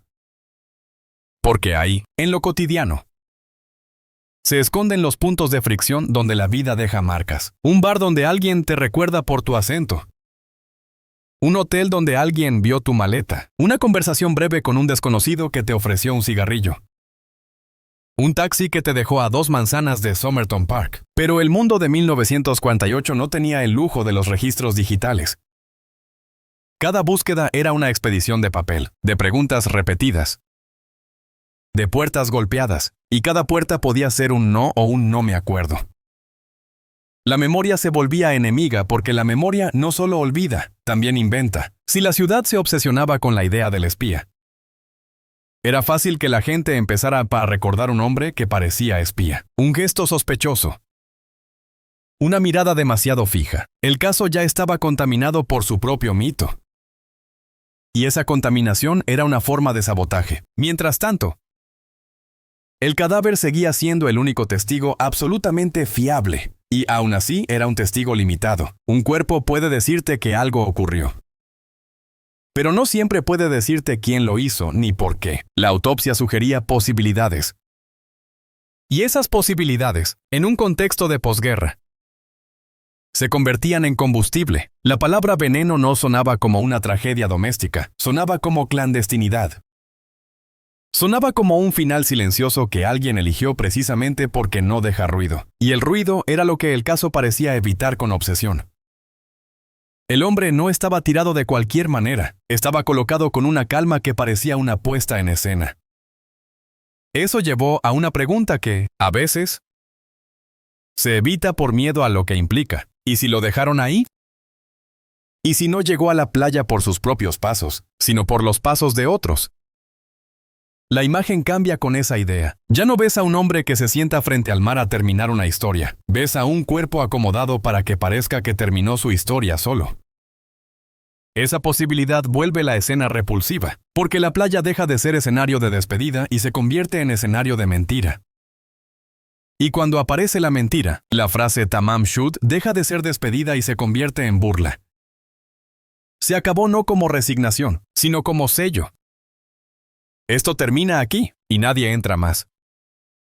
Aún así, la policía no podía tratar cada elemento como un símbolo, tenía que tratarlo como evidencia. Por eso el Rubaiyat, por más poético que fuera, se volvió objeto de procedimiento, tinta, huellas, análisis de escritura. Comparación. El código fue examinado por gente que sabía de cifrados y por gente que solo sabía de obstinación. Se intentó encontrar la llave con métodos distintos, pero el resultado siempre era el mismo. El mensaje parecía existir solo para no ser leído, y eso provocó una hipótesis tan incómoda como plausible. Quizá no había nada que leer, quizá el código era un gesto personal. Una lista de iniciales sin significado universal, una estructura que solo tiene sentido dentro de una mente. Un recordatorio, una fórmula. Una forma de ordenar el caos. La posibilidad de que el gran misterio no escondiera un secreto global, sino un secreto íntimo era, paradójicamente, más dura. Porque le quitaba al caso su glamour y le devolvía su tristeza, si era íntimo. Entonces, el hombre no era un agente de película, era alguien con un mundo interior del que no quedaba nadie para traducirlo. Pero el público no quiere tristeza sencilla, el público quiere trama. Y el caso, alimentado por la prensa y por el propio material que parecía escrito para seducir, creció como una criatura con hambre. Cada nuevo artículo traía una teoría. Cada teoría traía un sospechoso imaginario. Cada sospechoso imaginario traía una versión moral del mundo. La teoría del espionaje ofrecía un alivio extraño. Si era un espía, entonces su muerte tiene sentido en un mundo peligroso. Si era un hombre común, entonces la muerte no tiene sentido, y eso aterra más. La mujer del teléfono quedó atrapada en esa maquinaria, en público. Su figura era un imán narrativo, la posible amante. El contacto, la pieza humana que da calor a un cadáver frío. En privado, era un problema para la investigación. La línea más concreta y, al mismo tiempo, la más resbaladiza, porque el hecho de que su número apareciera no bastaba para afirmar un vínculo real. Y presionar sin pruebas podía destruirla. El caso no solo amenazaba con ocultar la verdad, amenazaba con producir víctimas colaterales. Esa tensión obligó a los investigadores a caminar con una cautela que, vista desde fuera, parecía lentitud, pero era algo peor. Era parálisis estratégica. Cada movimiento podía alimentar el mito o arruinar una vida. Cada paso podía provocar que un testigo real se escondiera aún más, porque si el caso se convertía en espectáculo, cualquiera que supiera algo pequeño tendría aún más miedo de hablar. Nadie quiere convertirse en personaje cuando lo único que tiene es una frase escuchada al pasar. Y así, el silencio se hizo fuerte. No el silencio del mar, sino el silencio de la gente. Con el paso del tiempo, el expediente envejeció. Las hojas amarillaron, los nombres de los investigadores cambiaron. El caso sobrevivió no porque se acercara a la resolución, sino porque se negó a morir. Se convirtió en un símbolo, el hombre sin nombre. El mensaje final, el código imposible. Y como todo símbolo, empezó a pertenecer a todos y a nadie. Cada generación lo heredó como un rompecabezas que demuestra una cosa incómoda, que la realidad puede ser más misteriosa que cualquier ficción. Pero un símbolo no es una persona, y en algún punto, esa diferencia empezó a dolerle incluso a quienes solo lo miraban desde la distancia. Porque el Somerton Man o el hombre de Somerton, o Tamam Shud, dejó de ser solo misterio y empezó a ser pregunta moral. ¿Qué significa ser olvidado con tanta perfección? ¿Qué tipo de vida conduce a una muerte donde nadie llega a pronunciar tu nombre con certeza? Esa pregunta abrió una grieta emocional nueva en el caso. Ya no era solo quién era. Era por qué estaba tan solo, y la soledad. En un contexto donde todo parecía demasiado calculado, se volvía insoportable.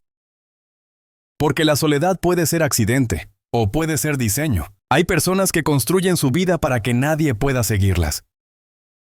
Por miedo, por vergüenza, por trabajo, por culpa, por deseo de desaparecer. Y si el Somerton Man era una de esas personas, entonces su final no era solo un hecho misterioso, era la culminación de un proyecto de borrado. Un proyecto que funcionó durante décadas. El caso quedó suspendido entre dos mundos, el mundo de la investigación real, limitada por la falta de pruebas, y el mundo de la imaginación colectiva. ilimitado y voraz. En ese segundo mundo, el código era una puerta sellada, la frase persa era una sentencia, el rubaiyat era un objeto maldito, la mujer del teléfono era la llave, y el público seguía empujando.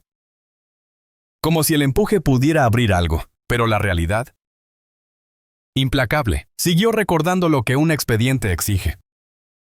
No basta con sospechar, hay que demostrar. Y ahí es donde, lentamente, la historia empezó a inclinarse hacia una revolución silenciosa, la idea de que, quizá, el cuerpo podía hablar de una manera que el papel no podía. Porque la ropa puede perder etiquetas, pero el cuerpo no pierde origen. La piel no pierde genealogía, la sangre no olvida. Cuando la ciencia avanzó lo suficiente como para permitirlo, el caso empezó a experimentar una segunda vida.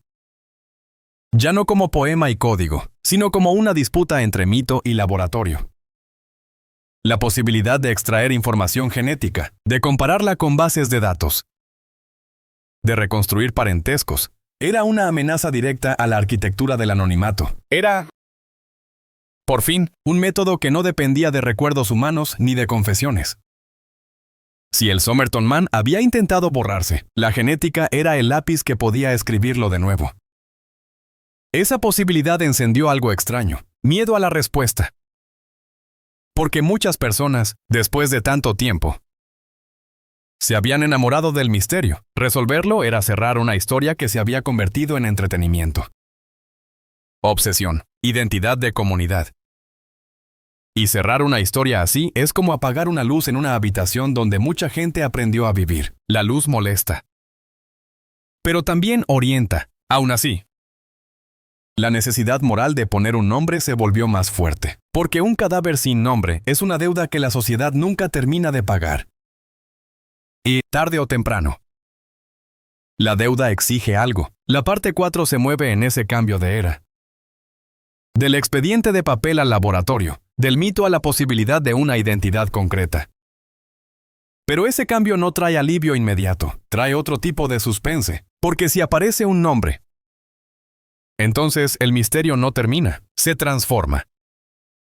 El nombre abre nuevas preguntas que pueden ser más crueles que el código, si se logra identificarlo. ¿Por qué nadie lo buscó? ¿Qué vida llevaba para desaparecer así? Tenía familia que no supo, tenía familia que supo y cayó. Se había convertido en alguien que, aún vivo, ya estaba fuera de los registros del cariño, o fue empujado fuera. Y si el nombre aparece y resulta ser el de un hombre común, la historia se vuelve todavía más perturbadora. Porque destruye la fantasía del espía y deja al desnudo algo más feo, que la desaparición social es posible. Que se puede vivir al lado de la gente y, aún así, no pertenecer a nadie. El caso, en ese punto, deja de ser solo un rompecabezas intelectual y se vuelve un espejo. Un espejo sobre lo fácil que es borrar a un ser humano cuando se alinean los elementos correctos. Un recorte escondido. Un libro abandonado. Un código que distrae. Una ciudad que olvida. Un sistema que archiva. Un público que mitifica. Y en medio, un hombre recostado contra un muro frente al mar, como si el mundo pudiera creer que simplemente estaba descansando. La promesa de la ciencia parece una salida, pero también es una amenaza. Porque la ciencia no te da poesía, te da hechos. Y los hechos pueden ser más devastadores que la ficción. Pueden decirte, aquí no había un gran plan global, aquí había una vida que se deshilachó. Una decisión final, o una mano ajena que supo borrar.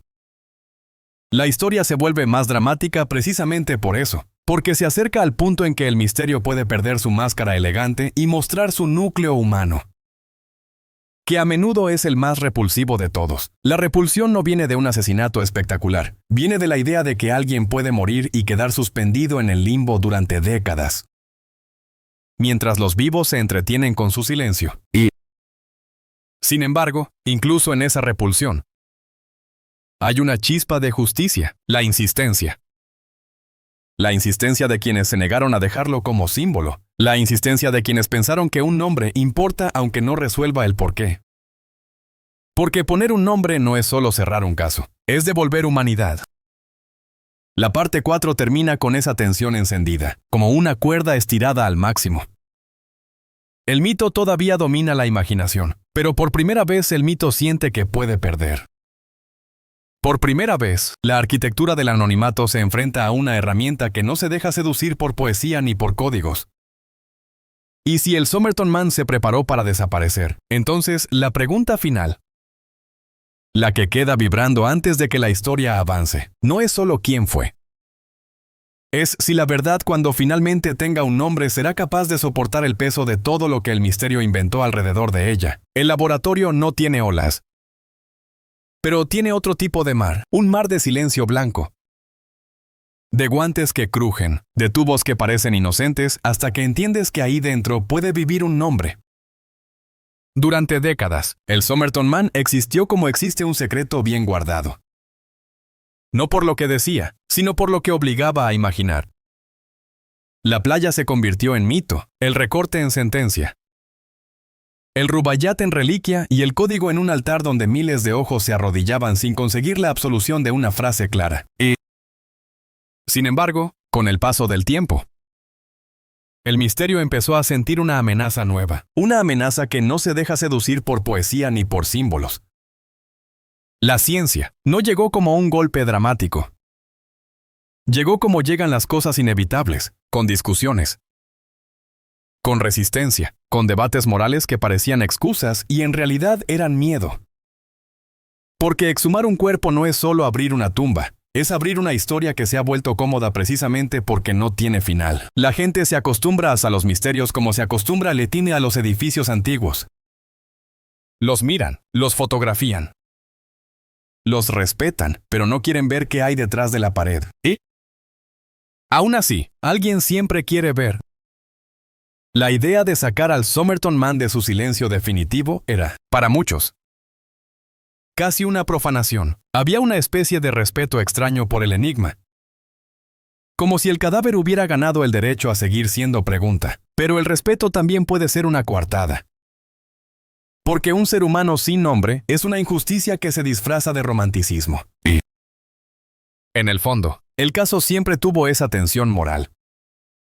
¿Estamos buscando la verdad por él o estamos usando su silencio para entretenernos? Cuando esa pregunta empezó a pesar, el argumento cambió de tono. Ya no se trataba solo de descifrar un código. Se trataba de devolver identidad, de hacer lo que la playa no pudo hacer y lo que el papel no quiso permitir. Nombrar a un nombre. El problema era que, incluso con la ciencia, no hay milagros instantáneos. No es encender una máquina y escuchar un apellido como si el cuerpo te lo susurrara. Es lento. Es delicado. Es frustrante de otra manera. La ciencia no tiene la emoción del cazador, tiene la paciencia del cirujano. Y la paciencia, en este caso, era casi una ironía cruel. El misterio había sobrevivido gracias a la paciencia del tiempo, y ahora solo podía ser vencido por otra paciencia. Más precisa, durante ese proceso, el caso se volvió doble. Por un lado, seguía siendo lo de siempre, la playa. El traje, las etiquetas cortadas. El recorte que decía se acabó, el libro con letras que se negaban a hablar. Por otro lado, se convirtió en una especie de juicio silencioso sobre nuestras propias ganas de creer. Porque si algún día aparecía un nombre real, de carne y vida cotidiana, el mito se rompería como vidrio, y mucha gente no se daba cuenta. Pero estaba más apegada al vidrio que al hombre. El mito es cómodo. La persona es incómoda, porque la persona trae preguntas que la fantasía no quiere responder. Si es un espía, el mundo se siente más ordenado.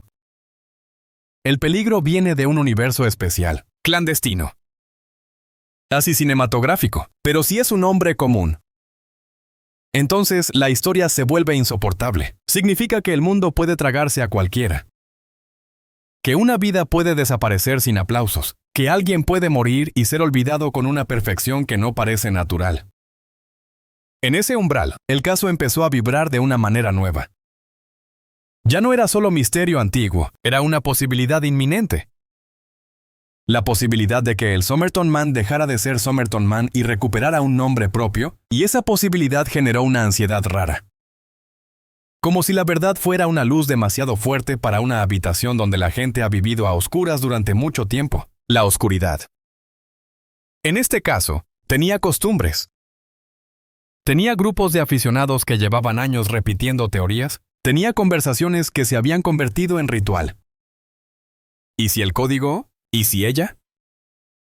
¿Y si era? Tenía una nostalgia del misterio que parecía inocente. Pero escondía algo repulsivo, la idea de que el enigma vale más que la vida que lo sufrió. En medio de esa nostalgia, la ciencia apareció como una amenaza de final. Un final, además. Sin poesía, un final con datos. Y los datos son brutales porque no negocian con nuestras historias preferidas, mientras los procedimientos avanzaban. La vieja escena de la playa regresó con una fuerza nueva, ya no como postal, sino como evidencia viva, la postura del cuerpo. La ropa, la ausencia de etiquetas. Todo se reinterpretaba bajo una pregunta distinta, si el ADN hablaba. ¿Qué diría del origen del hombre, de su región, de su parentesco, de su familia? Y si aparecía una familia, entonces la historia se volvería todavía más oscura. ¿Cómo no lo buscaron? Lo buscaron y nadie los escuchó. O alguien, en algún punto, decidió que era mejor no reclamarlo. Esa es la clase de pregunta que transforma un misterio en acusación. Porque ya no estás mirando solo a un cadáver, estás mirando a una red de ausencias. Estás mirando a los huecos sociales, a las vidas que se cortan por razones que no están escritas en ninguna etiqueta. Y de pronto, el detalle de las etiquetas arrancadas deja de ser solo gesto de espionaje o de secreto. Se vuelve símbolo de algo más humano. La necesidad de borrar el rastro para que nadie te encuentre, ni siquiera cuando ya no puedes defenderte. Pero esa necesidad no nace de la nada, nace de miedo. De culpa, de vergüenza, de persecución, o de una vida construida con compartimentos tan herméticos que el nombre real se vuelve peligroso. Y esa posibilidad, la del compartimento, volvió a encender la parte más fría del caso, el código. Porque si el código no era un mensaje para el mundo, quizá era un mensaje para alguien específico. O un recordatorio para sí mismo, o un mapa que solo se entiende con el resto de su vida. Tal vez esas letras no eran indescifrables por ser demasiado sofisticadas, sino por lo contrario. Porque eran íntimas, porque eran la abreviatura de una rutina. De personas, de lugares. Un lenguaje privado. Y si era un lenguaje privado, entonces el verdadero lector no era un criptógrafo, era alguien que lo conocía. La idea de alguien que lo conocía siempre estuvo ahí, como una sombra pegada al expediente. La mujer del teléfono, el libro abandonado en un coche. La coincidencia de la poesía. Siempre hubo una sensación de vínculo humano que no terminaba de aparecer. Como una puerta que se abre 1 centímetro y vuelve a cerrarse, con la promesa de la genética. Esa puerta parecía temblar, porque un nombre, si aparece, arrastra consigo un mundo de conexiones. Amistades, trabajos, ciudades, hábitos. Un nombre no es solo una palabra, es un hilo, y el hilo, al tensarse, puede romper la pared. Pero hay paredes que no se rompen sin resistencia, incluso cuando la ciencia ofrece respuestas. Las respuestas pueden ser discutidas, negadas, cuestionadas. La gente se aferra a sus teorías como quien se aferra a una barandilla en una tormenta. No porque sea la mejor barandilla, sino porque es la única que conoce. Y así, el caso se convirtió en un campo de batalla extraño entre dos formas de fe. La fe en el mito y la fe en el dato. En esa batalla, el hombre volvió a ser desplazado, otra vez. La conversación giraba sobre métodos, sobre probabilidades, sobre coincidencias genéticas, sobre posibilidades de identificación. Y la imagen del cuerpo en la playa quedaba al fondo como una fotografía vieja, y ese desplazamiento era una repetición cruel del mismo patrón. el Somerton Man como objeto, no como persona. Sin embargo, hubo un momento, y no fue un momento de titulares. Fue un momento íntimo en que la historia pareció cambiar de textura, no porque se hubiera confirmado todo, sino porque la posibilidad del nombre obligaba a imaginarlo vivo, imaginarlo caminando en una estación con su maleta, imaginarlo comprando cigarrillos, imaginarlo mirando el mar sin que nadie sepa lo que está pensando, imaginarlo eligiendo arrancar etiquetas, una por una, con una calma que podía ser disciplina o desesperación. Esa imaginación es más dura que cualquier teoría de espionaje, porque te obliga a mirar la parte emocional del borrado, la parte donde alguien decide que su identidad es un riesgo. ¿Riesgo para quién? Si era un riesgo para él. Quizá huía, si era un riesgo para otros. Quizá protegía, si era un riesgo por una vida doble. Quizá era vergüenza, si era un riesgo por persecución. Quizá era miedo real. Cada posibilidad era un espejo diferente. Pero todos reflejaban lo mismo, una vida tensionada. Y una vida tensionada suele terminar de dos maneras, con un error o con un corte limpio. El Somerton Man, hasta ahora. Parecía corte limpio. La expectativa de un nombre también puso el foco en algo que el mito había cubierto durante años. El hecho de que, incluso si se identifica a la persona, la causa y el motivo pueden seguir siendo sombras. Saber quién era no significa saber por qué murió. No significa saber quién lo llevó hasta la playa. Si alguien lo llevó. No significa saber si Tamam Shud fue despedida o firma ajena. No significa saber si el código era llave o cortina. El nombre puede ser solo el comienzo de un segundo misterio. Y ese es otro giro transformador. La idea de que la verdad no llega como un paquete completo, llega por partes. Te da algo para sostener, y luego te obliga a cargarlo. Porque si aparece un nombre, aparece también la pregunta más repulsiva. ¿Cuánto tiempo puede el mundo permitir que un hombre muera sin ser reclamado? ¿Cuántos años puede un cuerpo estar enterrado sin que la historia lo devuelva a su vida real? Esa pregunta es un golpe moral, y el caso lo da sin piedad. Mientras los procedimientos avanzaban, la playa siguió existiendo. Indiferente. El muro donde lo encontraron siguió recibiendo brisa. La gente siguió sentándose a mirar el mar. El mundo siguió funcionando. Y esa normalidad alrededor de un misterio tan grande es lo que hace que el caso duela, porque la vida cotidiana tiene una capacidad obscena de convivir con la ausencia. En ese contexto, la frase "se acabó" empezó a sonar diferente. Ya no como cierre poético, sino como desafío. Como si alguien hubiera dicho, esto termina aquí. Y no podrán abrirlo, como si el mismo caso se hubiera construido con orgullo. Con una arrogancia silenciosa. Y, sin embargo, la ciencia es una forma de humildad. No presume, prueba. No dramatiza, compara. No cree, verifica. Y esa frialdad empezó a rodear al caso como una marea lenta, amenazando con llevarse los adornos. El suspense de la parte 5 vive ahí, en esa marea. En la tensión entre lo que la gente quiere que sea verdad y lo que la verdad podría ser. En la posibilidad de que, al final, el Somerton Man no sea un personaje de sombras internacionales, sino un hombre con una historia triste, demasiado humana, demasiado cercana. En la posibilidad de que el código sea el último gesto de un mundo privado que nadie más puede traducir. En la posibilidad de que el número de teléfono, el libro y la frase final no hayan sido un plan perfecto, sino el rastro torcido de una vida que se desarmó. Y también en la posibilidad opuesta. Que sí hubo mano, que sí hubo estrategia, que sí hubo un diseño para borrar, que sí hubo alguien que supo exactamente dónde dejar un cuerpo para que pareciera descanso. Que el misterio no nació de la casualidad, sino de una inteligencia fría. Ambas posibilidades son repulsivas, cada una a su manera. Una por su soledad, la otra por su cálculo. La historia se acerca entonces a un punto en que el mito ya no puede sostenerse solo con encanto, necesita enfrentarse a la carne, a la biología, a la evidencia que no sabe de poesía. Y en ese enfrentamiento, Algo se rompe. O se rompe la fantasía, o se rompe el silencio. La parte 5 termina con esa cuerda tensada, con el caso al borde de un cambio irreversible.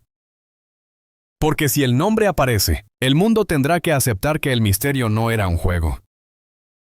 Era una vida, y si el nombre aparece y nadie lo reclama aún, entonces la historia se volverá aún más cruel. Significará que no solo murió sin nombre, sino que vivió sin pertenecer a nadie que se atreviera a decirlo en voz alta. Y eso, más que el código, más que el Rubaiyat, más que cualquier teoría de espionaje, sería la verdad más aterradora de todas.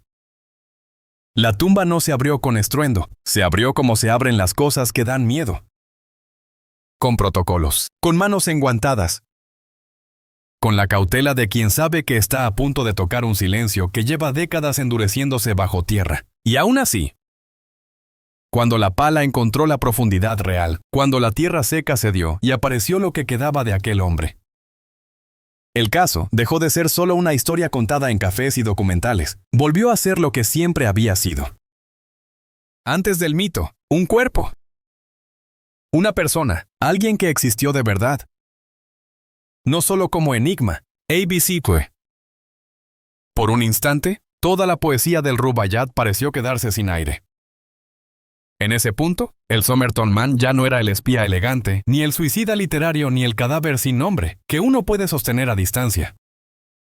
Como un acertijo limpio, era una evidencia real que había sido enterrada desde 1949. Y que ahora regresaba para exigir lo único que no había obtenido en vida o en muerte. Identidad. Causa. Historia. ABC. Pero la identidad, cuando llega tarde, no entra como una luz cálida, entra como una lámpara clínica. Ilumina sin consuelo, porque si el cuerpo podía por fin hablar con ADN, con antropología forense, con odontología, con informes técnicos, también podía revelar algo que el mito evitó durante años. Que la verdad quizá no era elegante, quizá no era cinematográfica. Quizá era simplemente triste. El procedimiento fue largo, minucioso, y por eso mismo impaciente. Impaciente no en el sentido de correr, sino en el sentido de que el tiempo llevaba tanto ganando que cualquier avance parecía una deuda cobrada con retraso. Las autoridades hablaron de restos en condición razonable, de optimismo cuidadoso, de tecnología moderna capaz de hacer lo que en 1948 era imposible, y esa mezcla optimismo y cautela se sintió como la respiración contenida de una ciudad entera. Wikipedia. Porque si el ADN salía bien, el misterio ya no tendría derecho a seguir siendo misterio por inercia. Sin embargo, incluso con el cuerpo fuera de la Tierra, el caso seguía siendo una criatura difícil. No se trataba solo de extraer material genético, se trataba de que el material fuera suficiente, de que estuviera lo bastante preservado, de que resistiera contaminaciones, de que pudiera compararse con bases de datos o con familiares potenciales. La ciencia ofrece puertas, sí, pero no promete que al otro lado haya una habitación ordenada. A veces al otro lado hay otra oscuridad, solo que más precisa. Y mientras el laboratorio hacía su trabajo sin poesía, el mito hacía lo que siempre hace cuando se siente amenazado. Se defendía. En foros, en conversaciones, en la imaginación colectiva, empezó una guerra silenciosa por adelantado.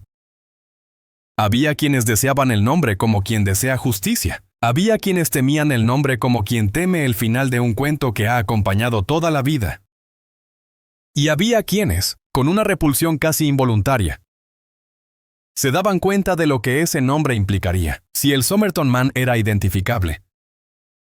Entonces, durante 70 años, el mundo no había tenido la verdad, pero alguien, en algún lugar, quizás sí, alguien que no habló, o alguien que habló y nadie escuchó, esa posibilidad convierte el misterio en acusación.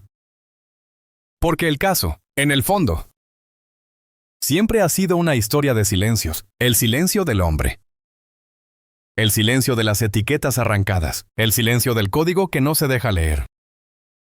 El silencio de una ciudad que no reconoció un rostro, el silencio de una tumba sin nombre.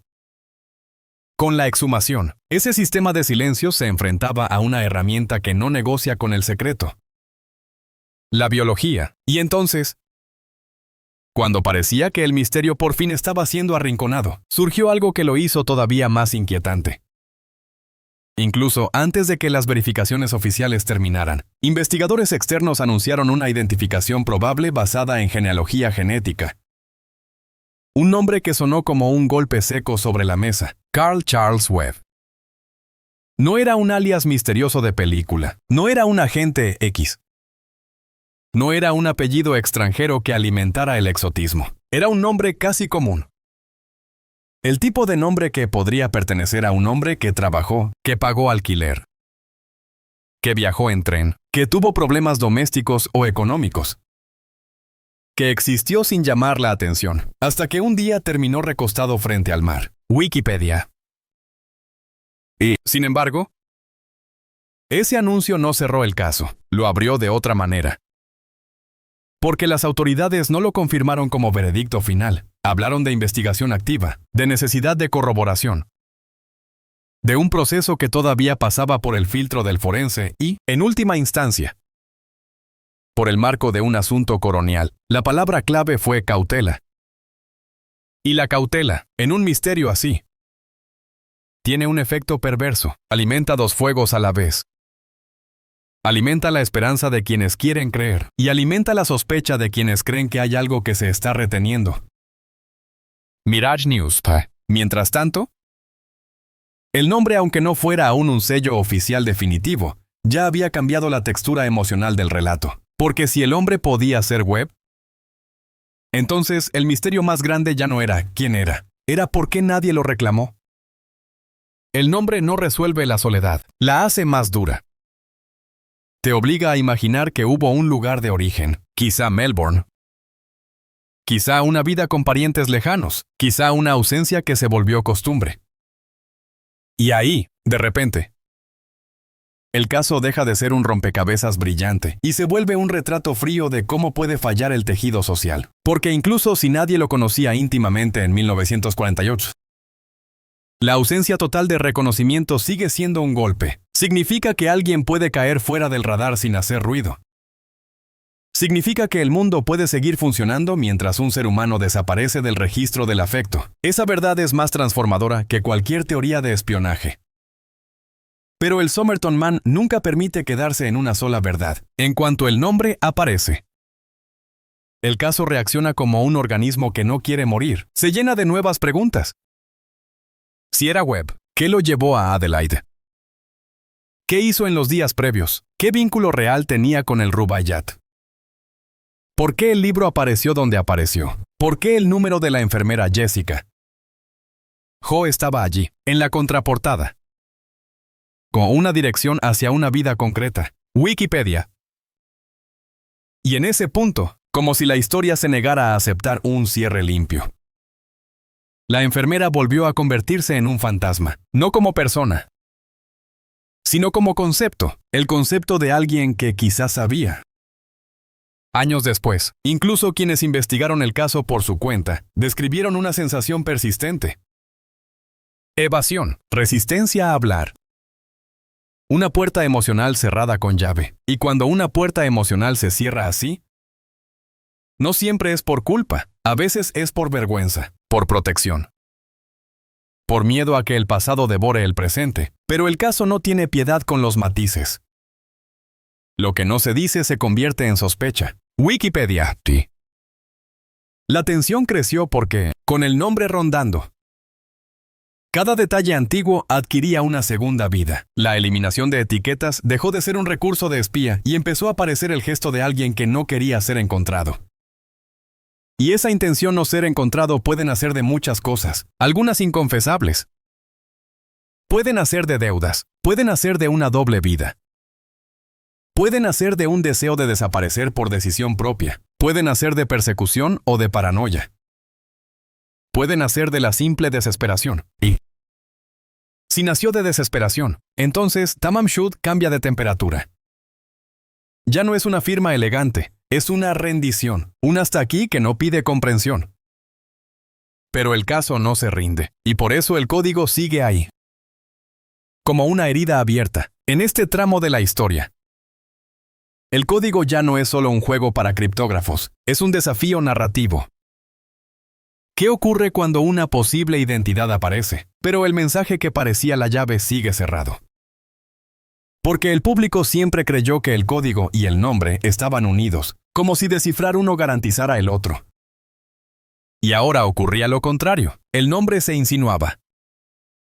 Pero el código permanecía mudo, era como si el misterio hubiera cambiado de máscara sin perder su esencia. Esa persistencia alimentó una teoría repulsiva, que el código nunca fue para nosotros. Que era un lenguaje privado, una lista de iniciales de frases memorizadas.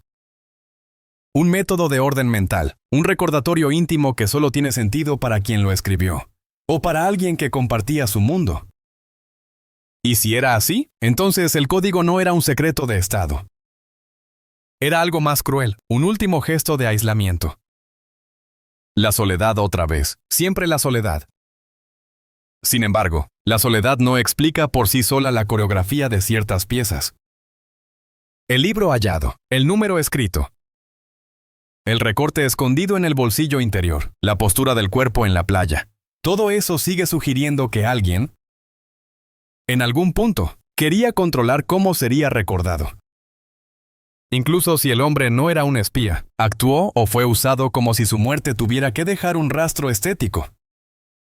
Y esa estética puede ser un acto final de poder, si no puedes controlar la vida. Al menos controlas el relato que dejas, pero controlar el relato es un arma de doble filo. Porque el relato sí se vuelve demasiado fascinante. Puede tragarse la verdad. En los años posteriores a la exhumación, esa tensión se volvió más visible. La gente quería la solución como si el caso fuera un crucigrama. Y las instituciones, en cambio, avanzaban con el peso de los procedimientos, informes de antropología forense, odontología, análisis pendientes, reportes que debían reunirse y presentarse. El misterio, en otras palabras, chocaba con el ritmo real de la justicia y la ciencia, que no se mueve al ritmo del deseo público. De Somerton Maugham. Y esa demora ese todavía es gasolina para un caso así. Porque el Somerton Maugham, como mito, se alimenta de aplazamientos. Cada aplazamiento permite que las teorías respiren. Cada aplazamiento mantiene viva la posibilidad de lo extraordinario. Y, a la vez, cada aplazamiento prolonga la injusticia de lo humano. Un hombre sigue siendo, oficialmente, un cuerpo sin cierre. Lo más inquietante de la era del ADN no es que resuelva, sino lo que expone, porque si el nombre se estabiliza, si la identidad se confirma, el caso obliga a mirar algo que la imaginación evitó. Los huecos de la vida cotidiana. Una identidad confirmada trae archivos. Domicilios, elecciones, trabajos, licencias. Quizá correspondencia, trae rastros. Y el mero hecho de que esos rastros existan significa que la desaparición no fue magia, fue un proceso. Algo se rompió, algo empujó, algo arrastró, y si algo arrastró, entonces la playa deja de ser el inicio del misterio y se convierte en el final de una cadena. Esa cadena es la que da miedo. Porque puede ser mundana, puede ser una discusión en un cuarto de alquiler. Puede ser una deuda con la persona equivocada. Puede ser un amor clandestino. Puede ser una amenaza. Puede ser una decisión lenta de borrarse del mapa. Puede ser un encuentro pactado que salió mal. Puede ser una cita con alguien que parecía confiable. Puede ser, incluso, un accidente que fue aprovechado. En este punto, la historia empieza a sentirse menos como un acertijo y más como una tragedia con capas. Porque si el Somerton Maugham era Webb, el mito del espía se tambalea, pero no desaparece del todo. Un hombre con un trabajo técnico también puede estar cerca de espacios donde circula información. Un hombre con habilidades puede ser útil para otros.